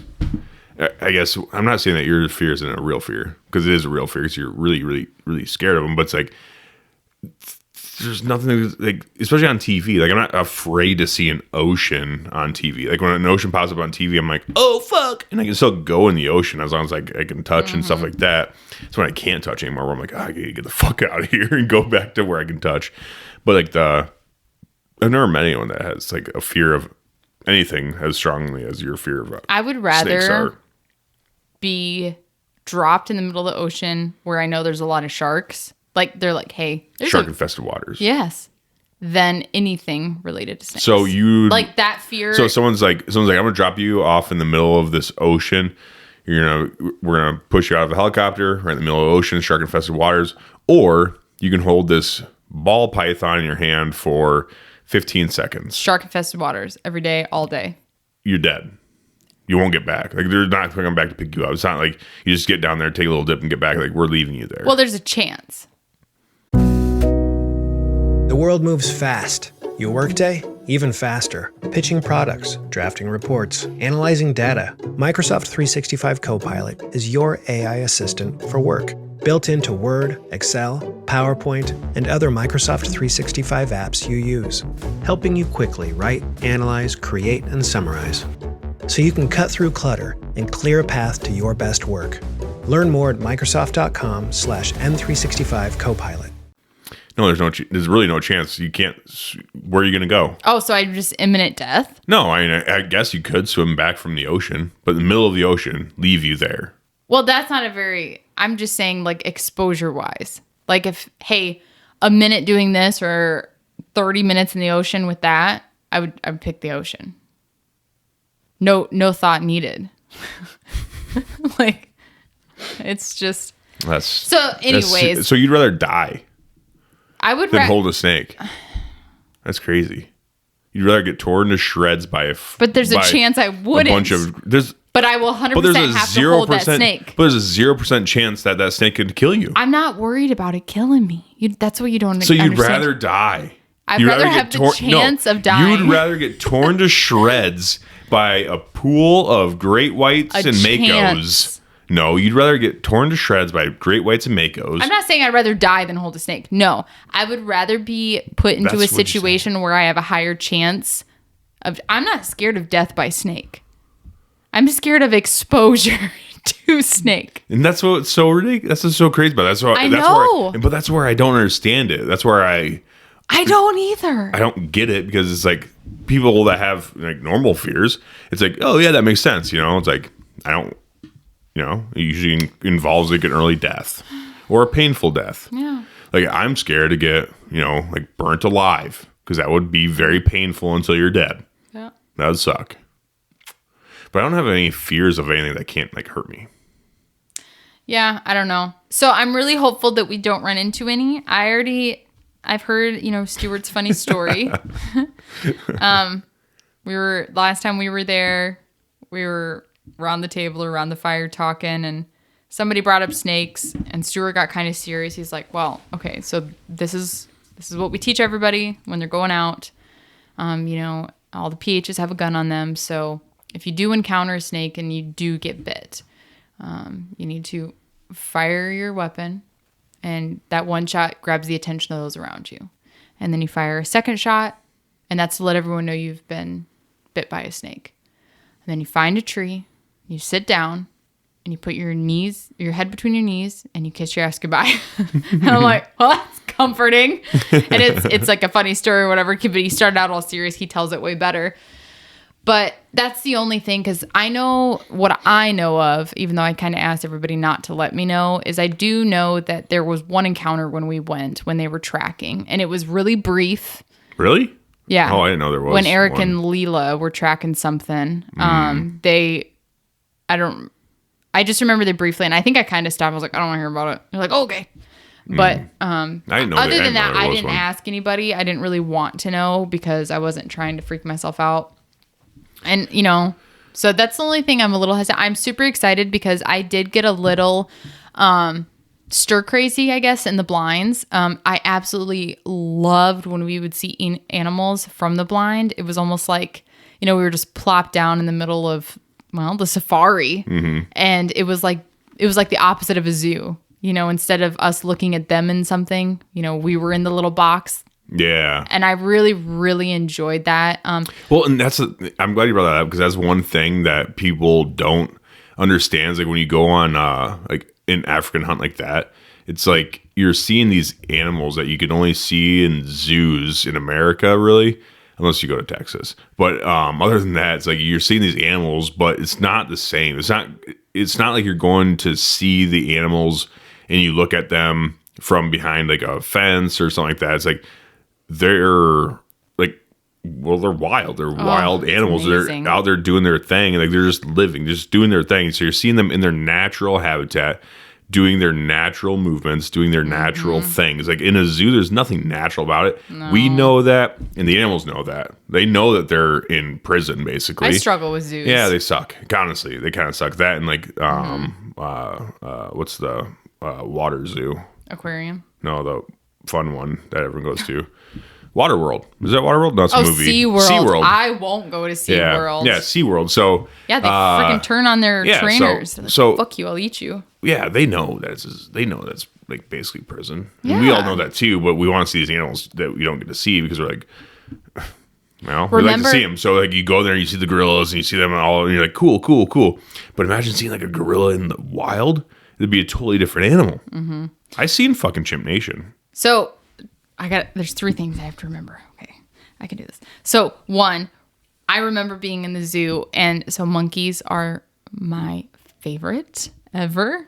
And your sister's always trying to turn me against them. She sends me all the videos of like people having chimps as pets and them ripping their face. I'm like, that's why we don't fucking have them as pets. You just admire them from afar, even though it totally different. Yeah, I respect that. Mm-hmm. So I remember going to the zoo, and like I was so incredibly happy to be seeing them, but I was so incredibly sad that they were in there. And I just remembered like this turmoil of emotions I was going through. I was so happy to be staring at this glass like a foot away from this, you know, giant gorilla, but I was just looking at sadness in his eyes. Yeah. And I was like, and then 2, I remember that place we went to in the Bahamas, and it was the only thing dolphin related that I was so excited for, because they were one of like 3 places in the world where they have basically backyard dolphins. So they have where you go swim with these dolphins, but what they are is they have like this built-in underground fence, and every day they open it and they take them out on the boats, and the dolphins go out in the ocean.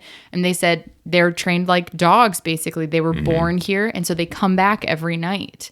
And they come in, we shut the gates, they're safe in here. People they get out and they get out and they do dolphin things. Yes. And they always say they could always just easily not come back. We don't have them on a leash. Mm-hmm. We take our boats out, they follow us, and then we bring our boats back and they follow us back. Well, they pointed out, so it's like it was an underground fence. Like it was a wall. Yeah. They had a whole wall that went down. Yeah. And they're walled in, but they had doors. And the doors were open. Like they had almost like draw doors up, but the doors were open. And they're like, yeah, we just leave them open in case they want to get out and come back in. And it was amazing. They know that this their home. Mm-hmm. It's not their cage; it's their home. They can go out in the open water. It's like they were kennel trained. Yeah, honestly, there you go. Yeah, kind of. Some people have this thing about kennels, but if you've ever talked to actual like dog trainers and everything, and we've experienced it with our dogs too. Like, if you raise a dog where the kennel isn't for punishment, it's like its little room, it's a safe space. They we've had it where they'll just go lay in the kennel and the door is open and that's just their bed's in there and that's their spot. Nobody messes with them in there. When we had 2 dogs, it was like the one dog's had enough of the other dog, goes in the kennel, that's their chill out spot, and the other dogs don't mess with it when it's in the kennel. So it was almost like that with the dolphins, where it was like, yeah, they were basically kennel trained, and they talked about how they were born here, and so they've always known this, and we hope that we can keep breeding them so that, because if they don't, they can't just go capture a dolphin. And they did. That's what they did to start it, obviously. Yeah. But yeah, you're right. Like, it's harder to do that. They were talking about how many dolphin litters had been involved it's been in a this. long generation. Yeah, it was long really time. cool. Like generations of dolphin And the dolphin generations. kissed me, and it was so great.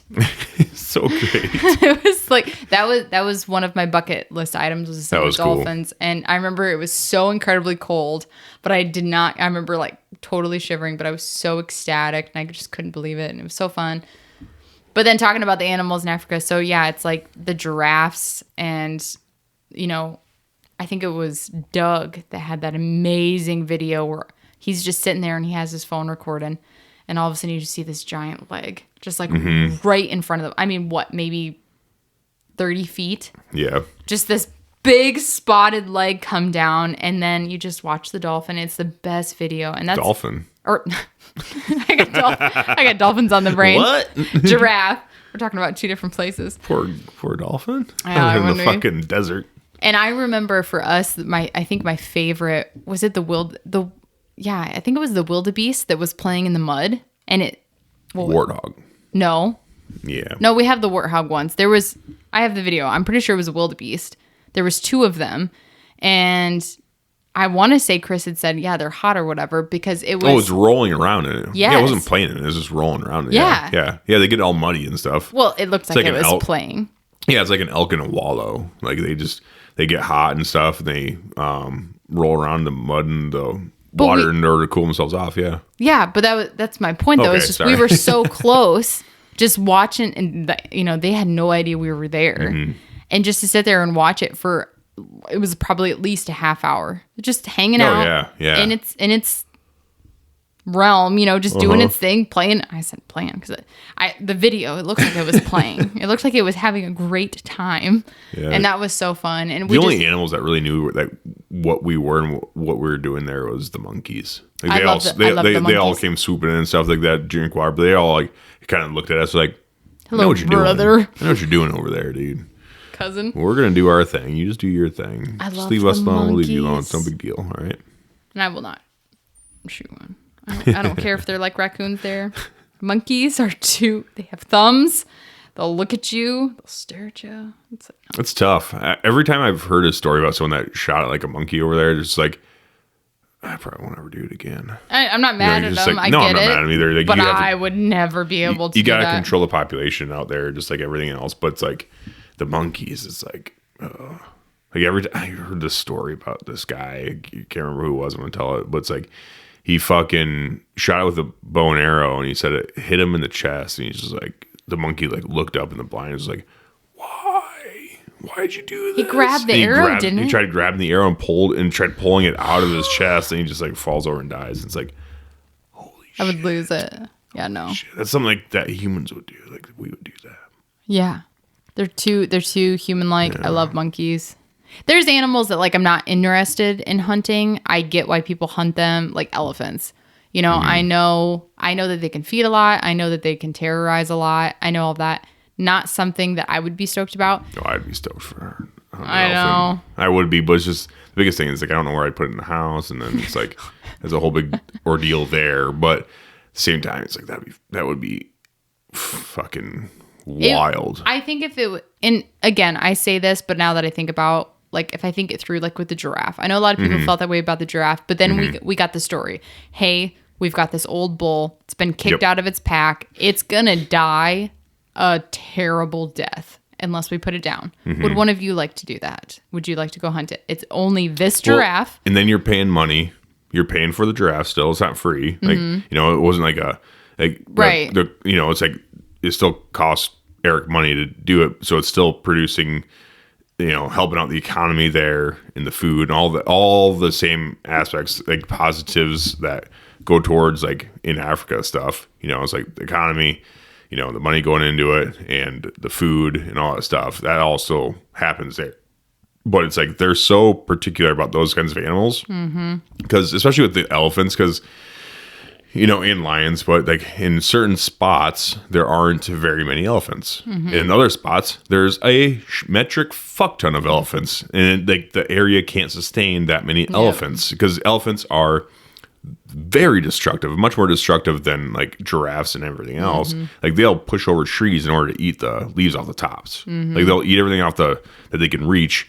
And then they'll see like, oh, there's still some leaves up there and shit. So they're fuck this thing. They push the whole thing over. And that is good for the environment to do sometimes. But when there's too many elephants and too many trees are getting pushed over, they're pushing over trees that are fucking, 100,000 years old.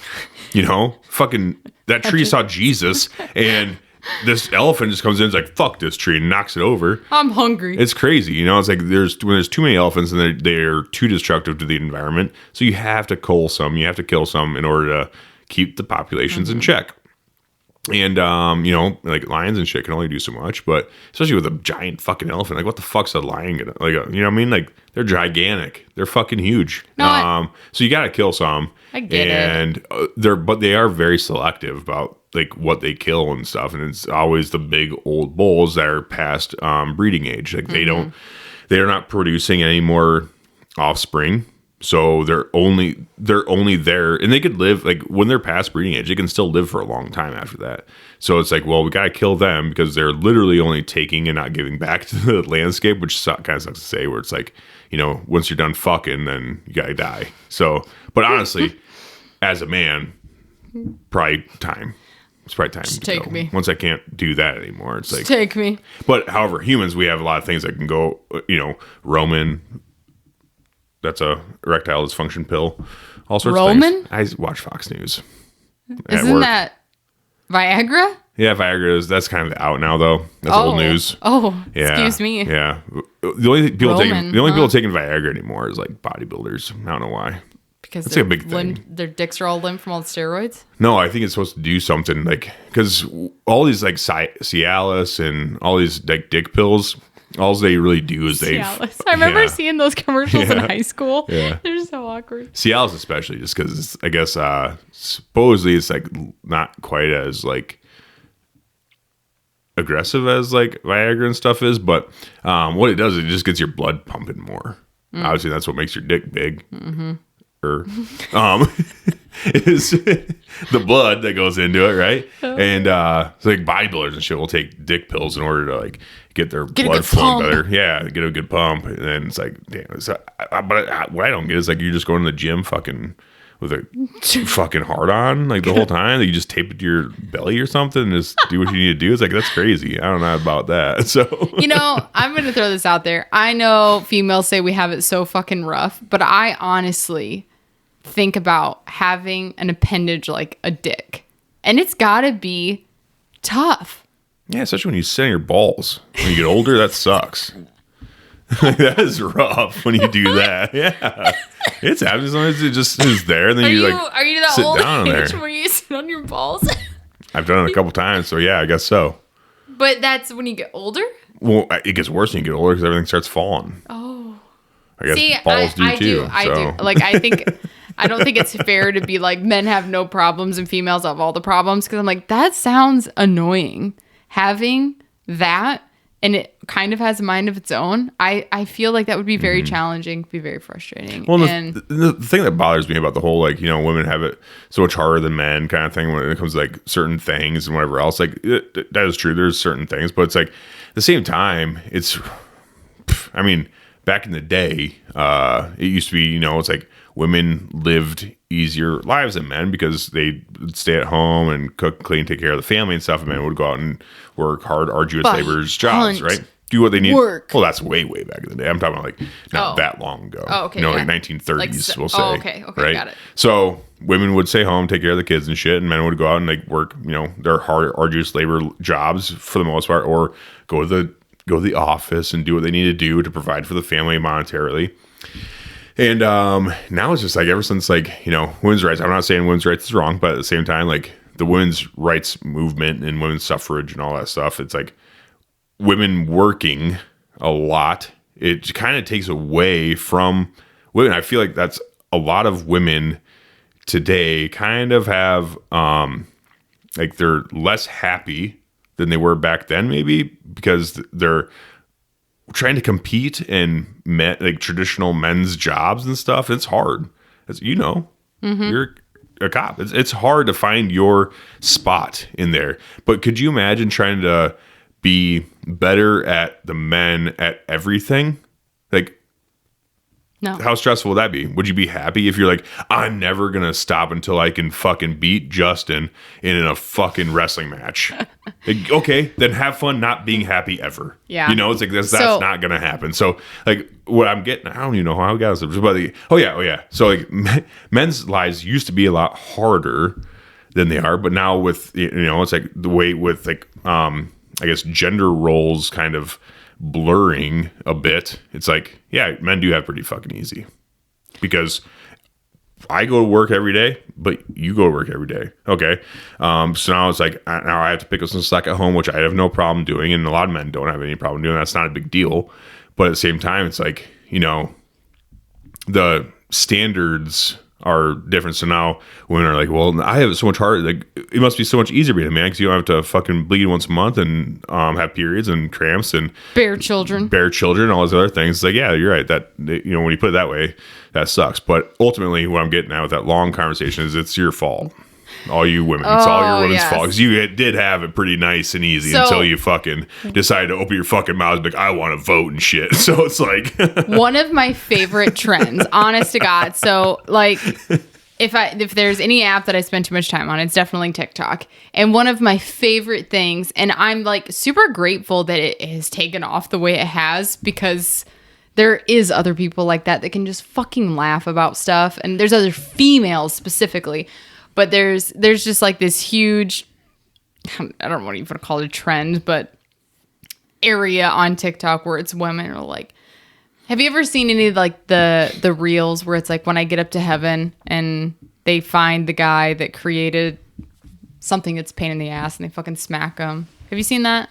No. It's like when I get to heaven. So there's like this big trend when it comes to like, when I fucking get to heaven, I'm gonna find the bitch that fucking wanted to vote and made all this bullshit for us, and now I gotta go to a fucking job every day when we had it so fucking good. It's just this big like funny joke thing, like, yeah, we did have it fucking good, and then some broad had to go fucking stomp her feet, and now I gotta go to fucking work every day instead of sitting at home and cooking like I want to. It's like they make a joke about it. You know, it is comedic and everything because of how things have changed, and it is like.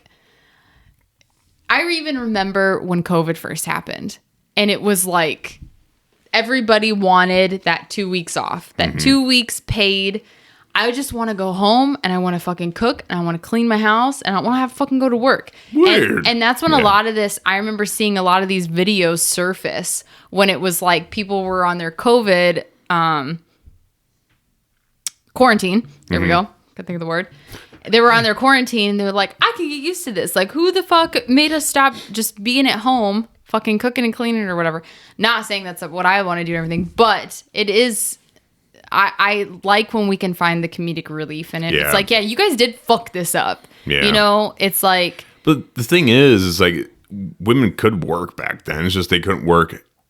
The men's every job, I guess, the traditional men's Somebody jobs. Somebody started to make the fucking dresses and the clothes and the bread. Like, women could still work, but the thing is, back then, it was almost like women could work. Again, I didn't grow up back then. I don't really know, I guess. Listen to us talk. It's like, I was born in 1991, not 1931. It's like, I don't really know, I guess. But at the same time, it's like, seeing, as far as I know, women were never banned from working. It's just they wouldn't get certain jobs.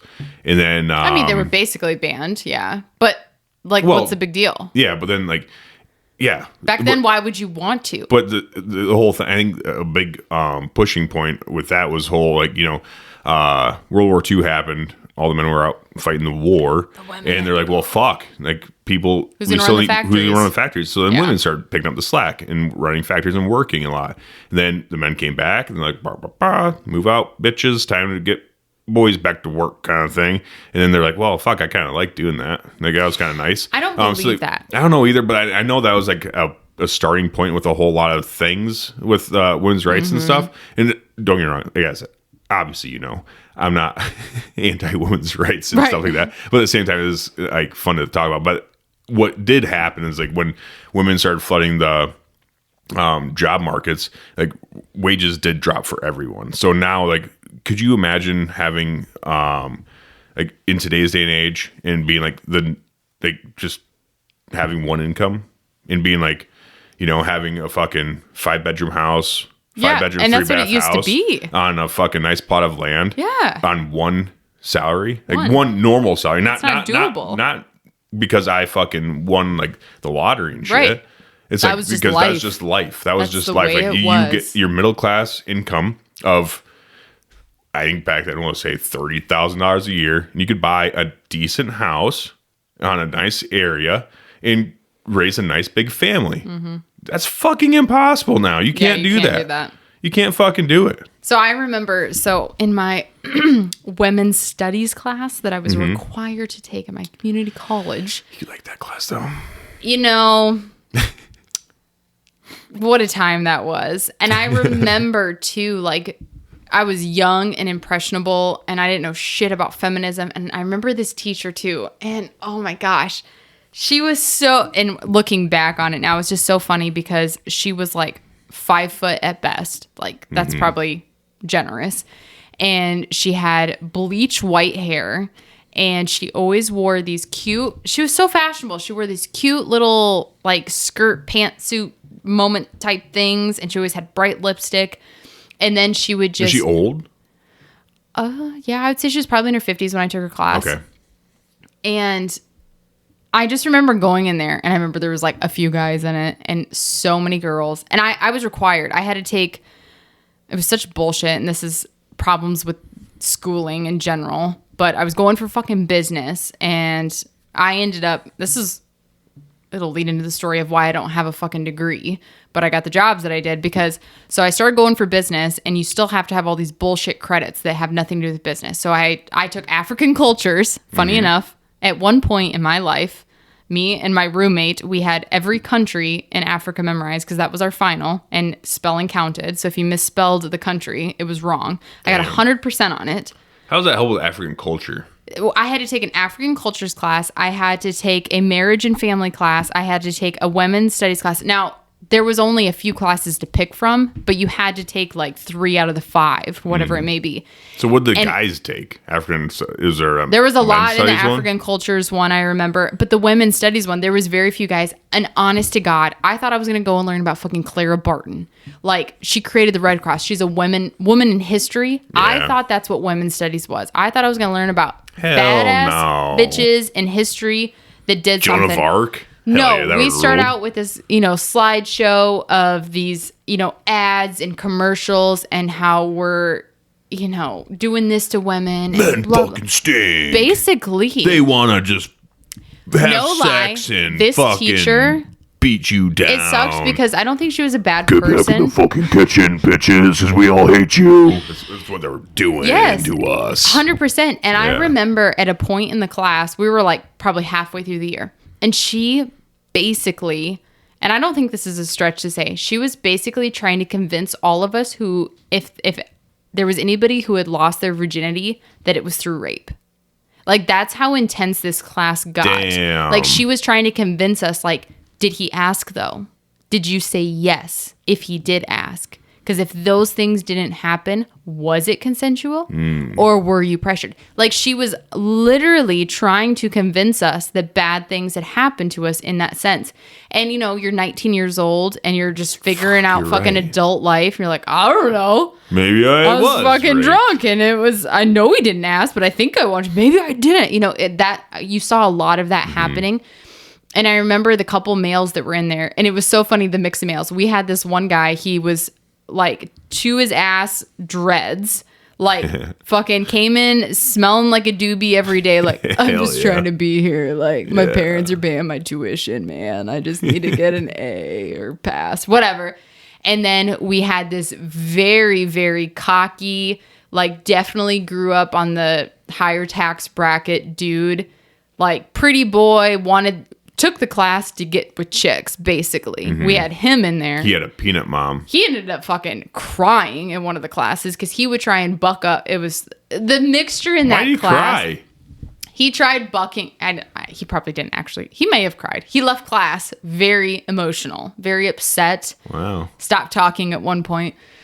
So, you know, it was something like that. But I remember. Were you guys just like all chanting like, you fucking stink, oppressor, oppressor, oppressor? No, it was just she would encourage challenging concepts, basically, when it came to the feminism part of it, but would not give anybody the time of day to their argument. She'd encourage it, be like, yeah, let's have a conversation. Yeah, and then she'd shit all over him because she's the power. Yes, and he's not. So and just constantly like, and that's I honestly from that class, and I probably would have lost it too. I'm like, are you gonna let me fucking talk, lady, or what? Well, I've talked about this before with other people. And I've talked about like the whole feminism thing because I'm like, honest to God, by the end of that class, I think what she was, at least with me, what she was trying to like show us, like, look what they've done to you, like what they've done. Basically, I was like, no, that fucking badass bitch on that ad that you're showing us is super successful, made something based on what she wanted to do and what she has. She's a beautiful woman. Yeah, she did ads for Victoria's Secret, and look at her. Who did this? No, hang on. Oh, sorry. I'm not done. Oh, okay. And basically, I felt like the teacher was being like, she's doing the wrong thing. Like it almost went to, she like took it past the finish line where it was like she was trying to blame men, and then ended up blaming the females. I'm like, this doesn't make any fucking sense. You're supposed to be empowering us, but now you're throwing these bitches under the bus because they're doing what they want. Yeah, how'd you feel about porn stars? I don't think we ever really talked about porn. We may have.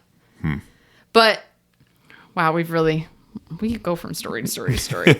So topic to topic. But there was once a time when feminists were like, porn stars suck. Now they're like, porn stars rule. So it's just like, it's powerful. I guess, I don't want to be, and I am a female who does a mainly male dominated job. But you will never fucking catch me being like, I am the same. I remember in my interview. Yes. Okay. I remember in my interview, I brought up I am a smaller sized female. I was not in the military. There's so many things I don't possess that is a reason why this may be a more male dominated field. And I recognize that, and I will never be like, I try and be strong. I try and be agile. I try and be proficient with all my tools. Like, I do all those necessary steps. But I remember something that somebody had told me when they were encouraging me to even... In women's studies? No. Oh, okay. No, definitely not. This was from a male. They said, the best tool that you have that not all males possess in this field is you're able to communicate. It's your mouth. Sorry. I can communicate. I never shut the fuck up. But, I remember I really quickly wanted to throw that out there. Like, I'm fully aware of the difference, and I'm not going to be like, I'm just as good as all those boys out there in every aspect. No, I'm not.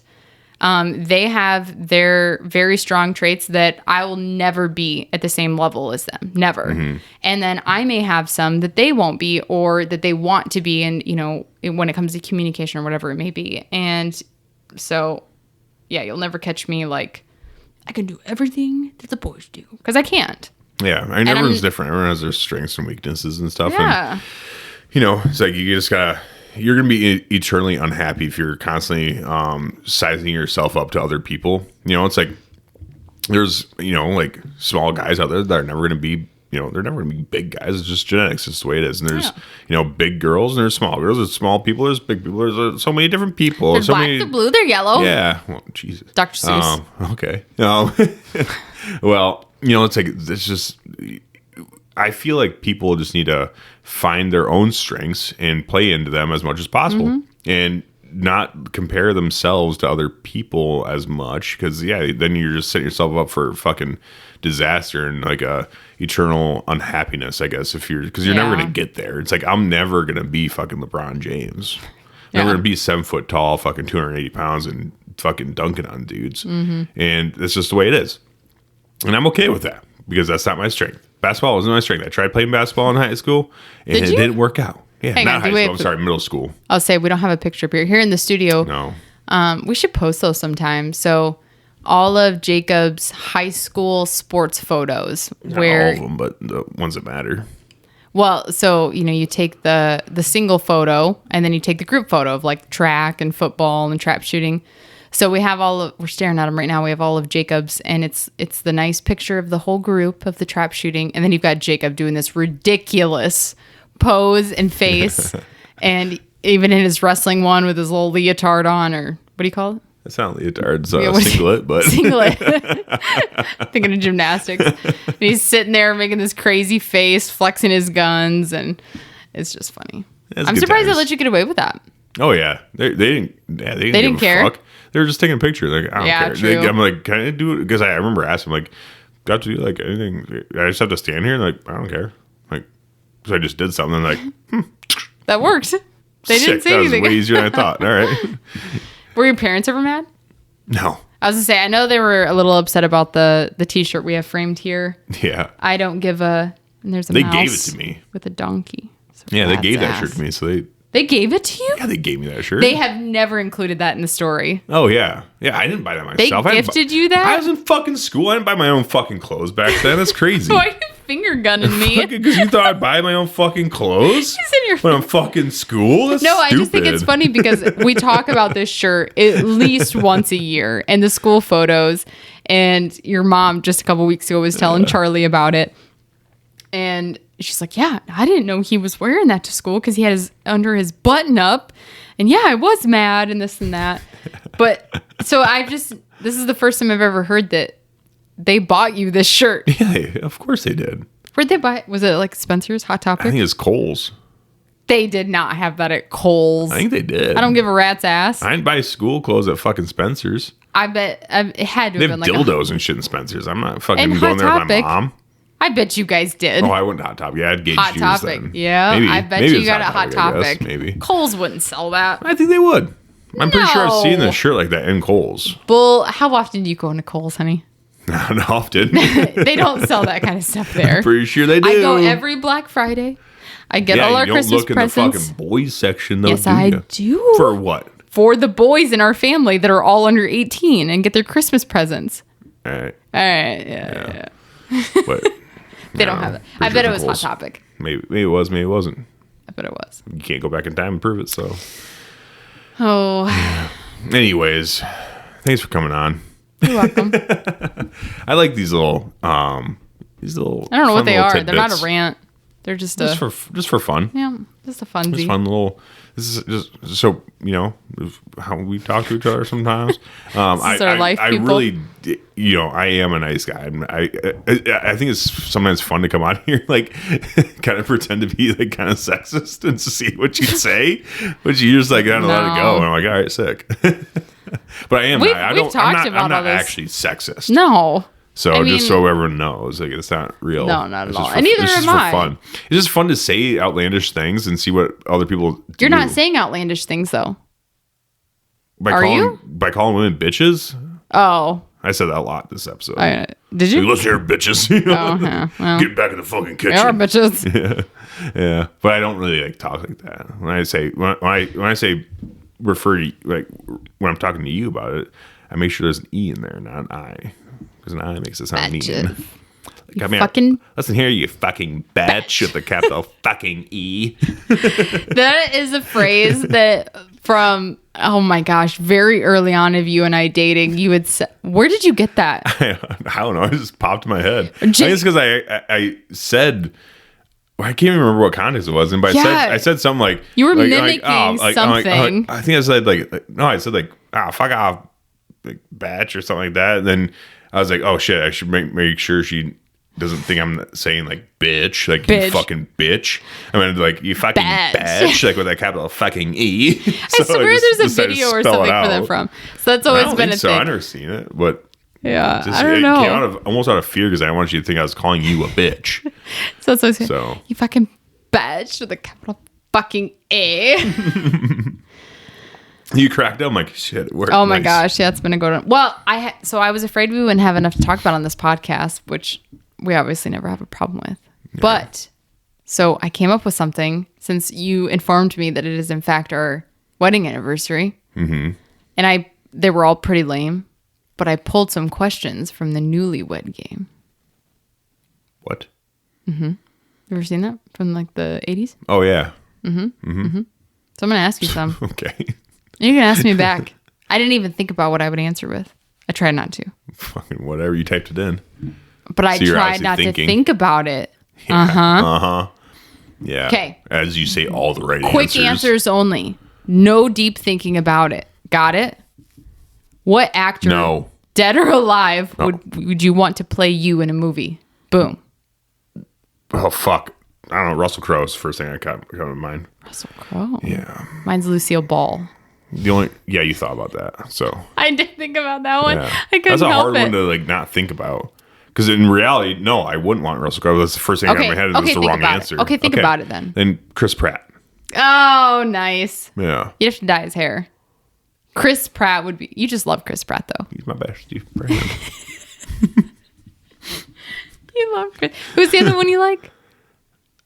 No, it's just Chris Pratt. That's your boy. That's pretty much the only one I like. Yeah. Yeah. He's great. He's funny.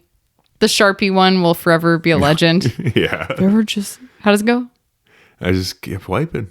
And more poop. More poop. Like I was wiping a marker. Yes. I think there was a Sharpie. Yeah. I can't remember it all, but yeah, he's wiping That's poop. a Parks and Rec, isn't it? Yeah. It's so Hilarious. Good. Okay, go on. You could only have 2 foods for the rest of your life. What would they be? Steak and bacon. Mine's steak and corn. Oh. Wow. Fuck yeah. Butter has to be included in that. If butter's not, it'd be steak and butter. Mm-hmm. If it's included, steak, butter, that's corn. Not food. That's all I need. That's not food. It's condiment. That's it. But I have to have butter. We go through like a pound of butter a week at least Butter's in this not house. Food though, so it counts. I agree with you. That's fine. If you, and I actually don't know the answer to this question yet. I haven't really thought about this one because I wrote it down right before you got home. If you were on Who Wants to Be a Millionaire, I'd win. Who would you phone a friend to? Because that's one of the lifelines. Phone a friend. Who would you call? Depends on the question. Oh. Just a general. You need help. You need someone smart. Who would you call? Probably Judd McCollum. Judd. Yeah. He is pretty smart. He knows a lot about a lot. He knows a lot of things. That's so true. Sense. I don't know who I would before call. I met Judd, it probably would have been my dad. But I thought about your dad. Yeah. But I also. But Judd just knows a lot about fucking random things. And it's Shout out to Judd, man. You're his phone a friend. Yeah, well, you never know what's going to pop up in Who Wants to Be a Millionaire. So it's like, well, shit. Yeah. I don't know. But if you get to pick like whoever, then it all depends on the question. You know, it's like if they ask me some question about like, is it a math question? Then I'm asking my dad. If it's a fucking, whatever, I don't know. If it's a math question, you're calling your dad? Yeah, either dad or Justine. I'd call Justine over your or dad. Mr. Massmer. Who? He's our math teacher in school. You know his number? No, but I mean, Who Wants to Be a Millionaire? I have no idea who I'd call. What's his name? Phyllis, Regis Phyllis. Who's the Who? Who's the fucking host of Who Wants to Be a Millionaire? I don't know. Phyllis for. I was a kid when I watched that show. Reggie Philbin. That guy. Oh. He'll know. I don't think I have a good answer. I don't know Regis who I'd call. Philbin. That's what it is. Yeah. I don't know. It is. Sure. All right. I think Regis is right. Regis Philbin. I'm trying to think about the phone numbers I have and who I would actually. CBS could figure it out. I mean, I'd probably call you first. You didn't say me. It depends on the question. Said Judd. It depends on Judd, the question. You're over me. Yeah, if it's a question about women's studies, I'll call you. You want to? You did that. So. She's a batch. I don't know. Yeah. Yeah, I'd probably call you and we'd sit there and overthink it together, and I probably wouldn't have an answer. I was watching Who Wants to Be a somebody else. I was watching Who Wants to Be a Millionaire when I was a kid one time. Is the first, I believe, it was the first guy that made it to $1 million, like ever in the show. And he was like going through it, boom, boom, boom, boom. Oh, is that the guy that called? Yeah, so he fucking was like question, blah, blah, blah, blah, blah, blah. Makes it the final question of $1 million. He didn't use a single lifeline the entire fucking time. And Regis like, question. And the guy's like, I think I'm about to phone a friend. And Regis is like, oh my God, you can use your last lifeline on the $1 million question. He's like, yeah. He's like, who are you going to call? I was like, I think I need to call my dad. He'll know. He'll be able to help me with this or whatever. And then,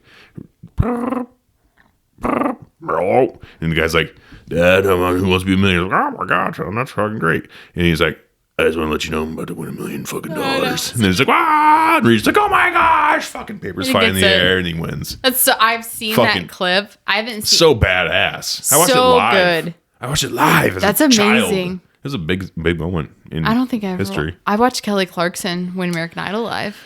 That was pretty cool. I watched that too. My parents and I, we watched a lot of those shows. We watched Big Brother all the time. I watched that for the first time last year. Both Survivor and Big Brother, I watched for the first time last year. Oh, I watched all them shits. And I didn't get very into Big Brother. Live on television. We watch them all. Man. King of Queens, live. You and I watched that. Yeah. We did.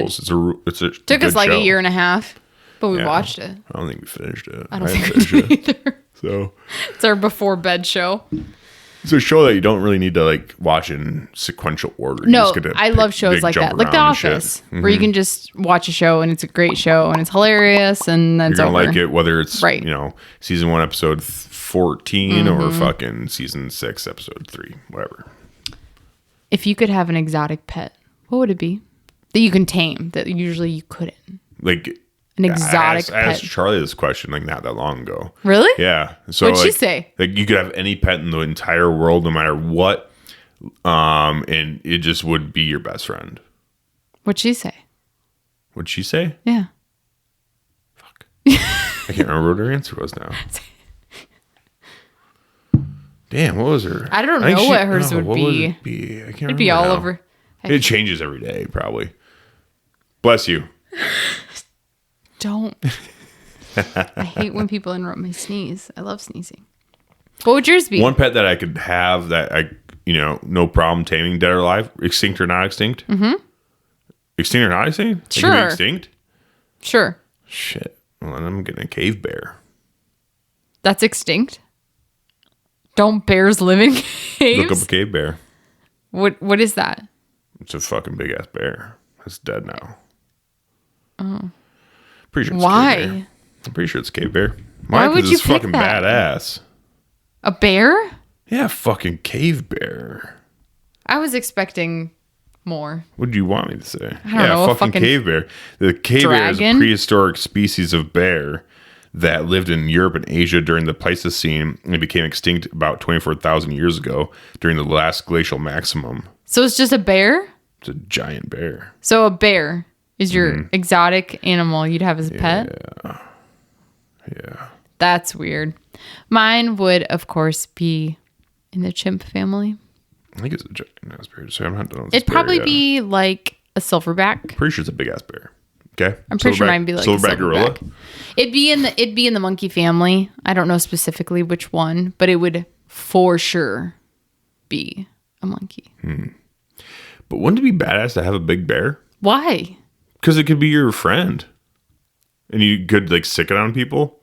I mean, I thought about a lion, a jaguar. Okay, first of all, a lion versus a fucking cave bear. You think a lion's gonna fucking win that war? Whoa. We're talking about pets, not fighting animals. But you need it to fight for you if you need to. We said pet. It's my pet too. I cuddle with it. I pet it.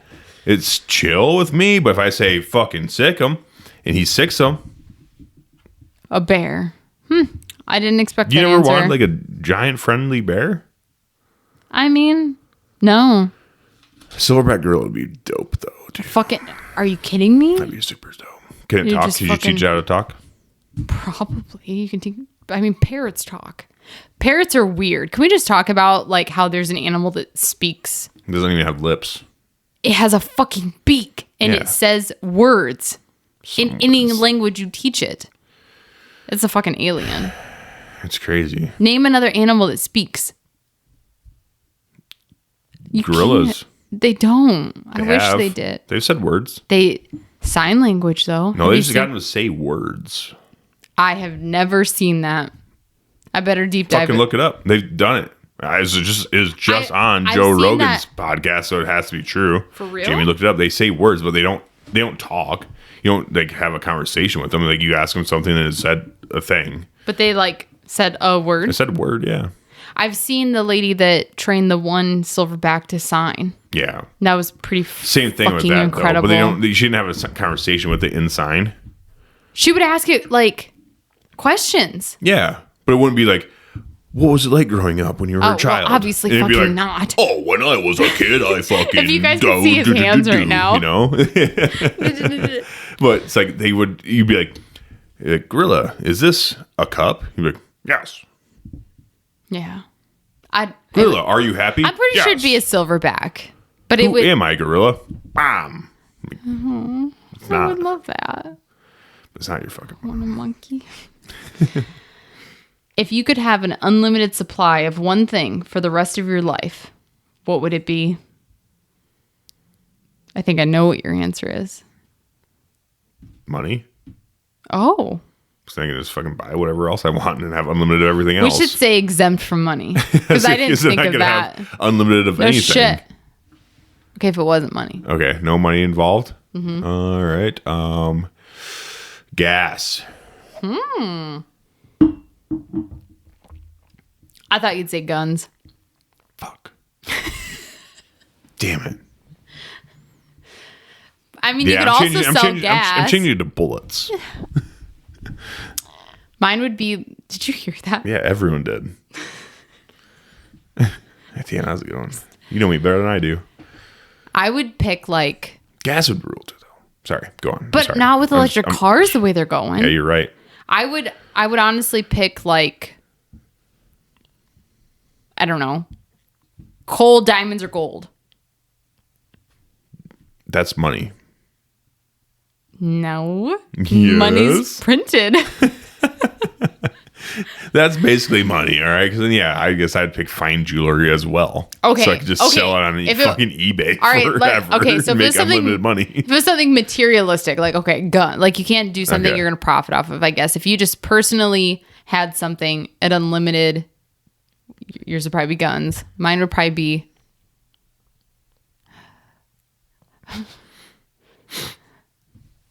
Personal use stuff only, no selling of these items. That's what it is. That's tough. Yeah, I have no idea. Mine would actually be bullets, not guns, because then I could still buy guns, but then I just be able to shoot them all the time. Yeah, that's a good one.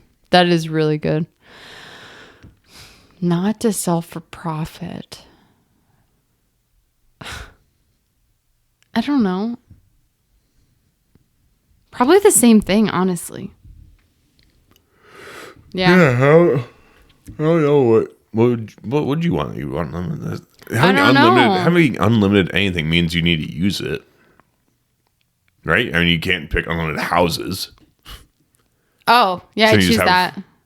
I choose houses. But then the houses just keep coming in. It's like, I don't need any more houses. I can't sell them. So now I just have a shit ton of houses. Well, we changed that question. Eventually, you'd tell the ferry, the unlimited ferry, to be like, all right, no more houses. I have too many houses now, and I can't even sell these fucking things.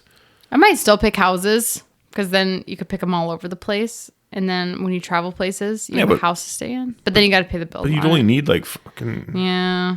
Like 10 houses, and then you'd be set pretty much everywhere. I don't know. Maybe... Actually, no, I do know. Food. Whatever food. Jeez, you get fat as fuck. No, I'd get all the king crab, and I'd get all the freaking tomahawk steaks, and I'd get all the seafood. Yeah, until that one time that you decided, I'm going to splurge and eat spaghetti, and then you're going to get fucking, you're just going to fucking have diarrhea. Yeah, no, I pick food. That's my choice. Interesting, okay. Final and last. Well, that's good. No, I'm about to ask you. Oh, sorry. All right. We've discussed this, but I don't remember. And I think you've changed it. If you could have any superpower, what would it be? Teleportation. Teleportation? Yep. It hasn't changed. You're just like be able to teleport wherever you go. I mean, it is a pretty good one. I would either like, pew, Africa. I would either pick Paris. Flying or being invisible or mind reading. What did you do in the invisibility? Peeping Tom? Yeah. What? I'd be a You just watch creep. people fucking get naked? No. That's what Hollow Man did. You ever seen Hollow Man? No. That's what he did. He turned into a real creep. I think the power of invisibility is too much power for one person to have. That's way too much. You're so intense I've about thought this. about it before. Oh my gosh. It'll turn you into a terrible person, actually, probably. Well, I don't think I'd actually want to mind read because I probably don't want to know what everybody's thinking. Yeah, you ever seen what women want? Yeah. Fuck that. Yeah. I don't want to know. Because they don't even know. No, I definitely think it would be invisibility or flying. Yeah. One of those two. Invisibility is too much power. So when I was going over all these you questions, end up murdering someone and robbing banks and shit. Because that's what I thought about that a lot when I was a kid. Like because I watched Hollow Man when I was pretty young. It's crazy too because he's Hollow Man. He's so you could go invisible. Yeah. And then he just like starts sucking this chick's titties when she's sleeping. It's crazy. I'm like, whoa, Ew. you could do that. That's wild. But he turned into a psychopath. He started killing people. But then I started thinking, I'm like, oh, but then I could just rob banks and shit. That'd be awesome. Then I'm like, but that's wrong. Yeah, there's probably not enough I could do with invisibility.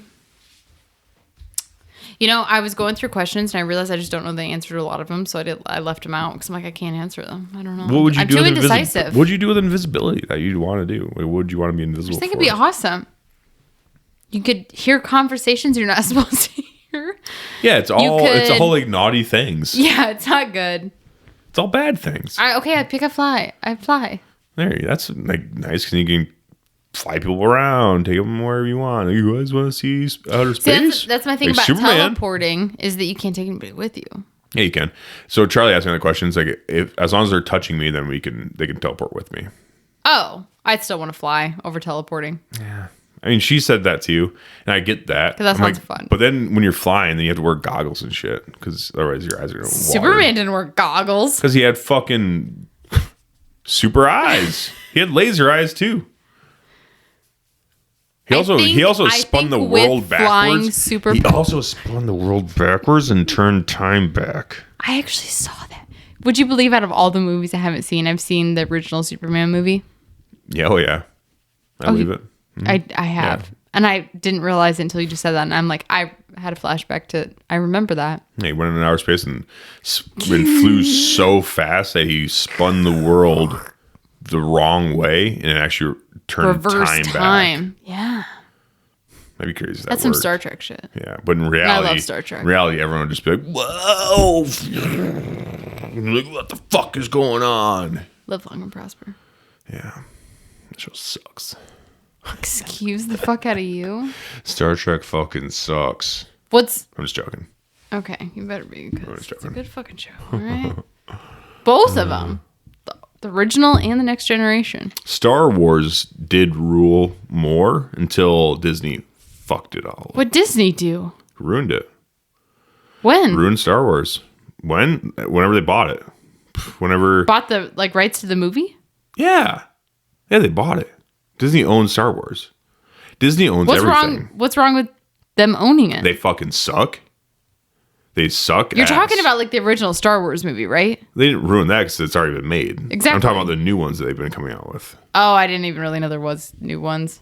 Yeah, Ashley. I just know Star Wars, the movie. Matter of fact, there's been like 9 more movies made 6 more movies made after, maybe more than that. There's a lot more movies made after the originals. Well, and they fucking stink. Usually sequels do. No, Star Wars ruled the whole way through the original series. How many original series are there? 3, 4. Yeah, oh, that's news to me. I thought there was 1. That was obnoxious. I'm sorry, guys, but yeah, all the new ones sucked. Ever since they just blew ass. They all suck. They all fucking suck ass. I thought there was just one Terrible. Star Wars movie. Terrible. The OG terrible. Star Wars. No, if they were, that's the one I've seen. I am your father, and then it all ends. Yeah, but no, then Disney fucking buys things, and they're like, no, we got to keep coming out with more, and we got to keep beating this dead horse until it's like fucking pummeled into the earth and just dust. Same with Marvel. All the Marvel movies fucking suck, complete dog shit now. I thought they're great. I thought the new one came out in When's the newest? The Wolverine fucking Deadpool is discounted. Deadpool. See, I've never seen Deadpool. Deadpool is the only one and that I feel like I need to watch it. Sounds good. Because Ryan Reynolds is basically in charge of Deadpool. And that's you like working. Ryan Reynolds, I like though. Ryan Reynolds. He's Canadian, but he's good. He's Canadian? I'm pretty sure he's Canadian, yeah. But all the other Marvel movies fucking suck ass. The new Thor movies fucking blew balls. All of them, they all suck. Disney's fucking sucks, ruins everything they touch, and they suck ass. And Apple sucks, everything sucks. You know what movie I remember watching as a kid that, like, you know those movies you watched as a kid and you're like, holy shit. And it just, like, changes your world? Yeah, Major Pain. Is that a movie? Yeah. I haven't seen it. X-Men. Uh-huh. Because Which X-Men, one? I don't know, the original? Ashley. Because do you know who plays the person in the wheelchair? Captain Jean-Luc Picard from Star Trek. Bet you didn't know he was fucking handicapped. What? Didn't know Jean-Luc Picard was He's handicapped. not. It's the fucking... I know Professor X. I know. So that's when my worlds like collided. So what is Star Trek? Yeah. Geek. X-Men. And then I watched X-Men and I saw Storm and I saw Wolverine. I was a young girl and I thought he was cute. Oh. And then I saw Jean-Luc Picard in a wheelchair and I was just, and then my worlds were just like, and I saw X-Men and that, I remember that being a very big moment in my young life. And Jennifer Lawrence. She played the blue chick. See, I haven't even seen that. Is in that movie. I do like Jennifer Lawrence though. Yeah, she was. Yeah. But I haven't seen any of those. I'm just talking about the original X-Men movie. Wasn't she in that one? She wasn't even like 10 when that movie came out. What? The original X-Men movie. You're not thinking of the original X-Men. You're thinking the X-Men movie that came out like... No, I am not. I'm talking about the original one. Jean-Luc fucking Picardo was He's fucking like 80 now. What are you talking? When fucking Hugh Jackman was goddamn Wolverine. Yeah. Yeah. Jennifer Lawrence was not. She was the blue chick. That was in the most recent one. Ashley fucking Oh my God. missing. Hang on. We got to go to Google. Let's just stop. Fucking. She was the fucking blue chick and in the recent the one. first movie that the blue chick was in. No, that's yes, not that her. was her. I know. Look it fucking up then. Look at the Bet me. Look at Because the I fucking right know. now. Bet me something right now. Because I know. You already owe me a lot in these bets that you've lost. I paid them. No, you fucking barely have.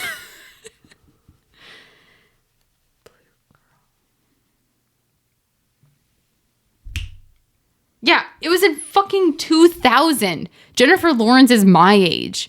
She would have been like 9. It was Rebecca Romijn. Romjin. Okay, so who played Mystique? In the newer X-Men, that was Jennifer Lawrence. What? I haven't even seen that one then. I'm talking about the 2000 movie X-Men. I don't know shit about movies. How do you not know this? I don't know. I'm talking about the original Never even X-Men. heard of that chick. She doesn't even She was make sense. Yeah, she was Regime? Shut up. She What's was her name? She was Rebecca Romijn. Romijin. Sounds like a Because spice. it says in the two. All right. Look right here. First Class 2011. Jennifer Lawrence played a younger version of Mystique. Right there on Google. What year? 2011. Yeah, see, that's what I was 11 talking about. years later. Whatever. Case Don't even closed. watch that one. Case closed. The first one sucked. No, the first one's the best one. This is good. All right, you win. I Thank fucking you. lose. Whatever you want to say. What do you want to say? That's Okay. it. I was right. You're beautiful. I'm ugly. You're smart. I'm stupid. He does this. He gets so dramatic. He's wrong about something. I'm a fucking idiot. You're Which the one best here? in the world. Blah. All right, let's just go. We're going to Africa in 2 days. Got a fucking buttload of stuff to do tomorrow. Get it all done. Leave for Chicago Saturday morning after we take our dog to the kennel. Poor girl. Prison. It'll be okay. We're going to go fucking shoot a kudu. Yep. Shoot some other animals? And 14 Impala. Wildebeest would be cool. That would be cool. And we'll report back. Yep. So that'll be fun. I'm excited about it. Very, very excited about it. I'm super Africa's gonna stoked. be We're going back to the same so place. sweet. I loved it there. I hope we don't know if Charles is going to be there. I hope so. I've seen him in the pictures of the past groups, and I've been scared to ask because I'll be disappointed if he's not. But if he is, I'm sure they'll be great. But if Charles is there, I'll be so excited. It's going to be fun. All right, be let's great. get to packing.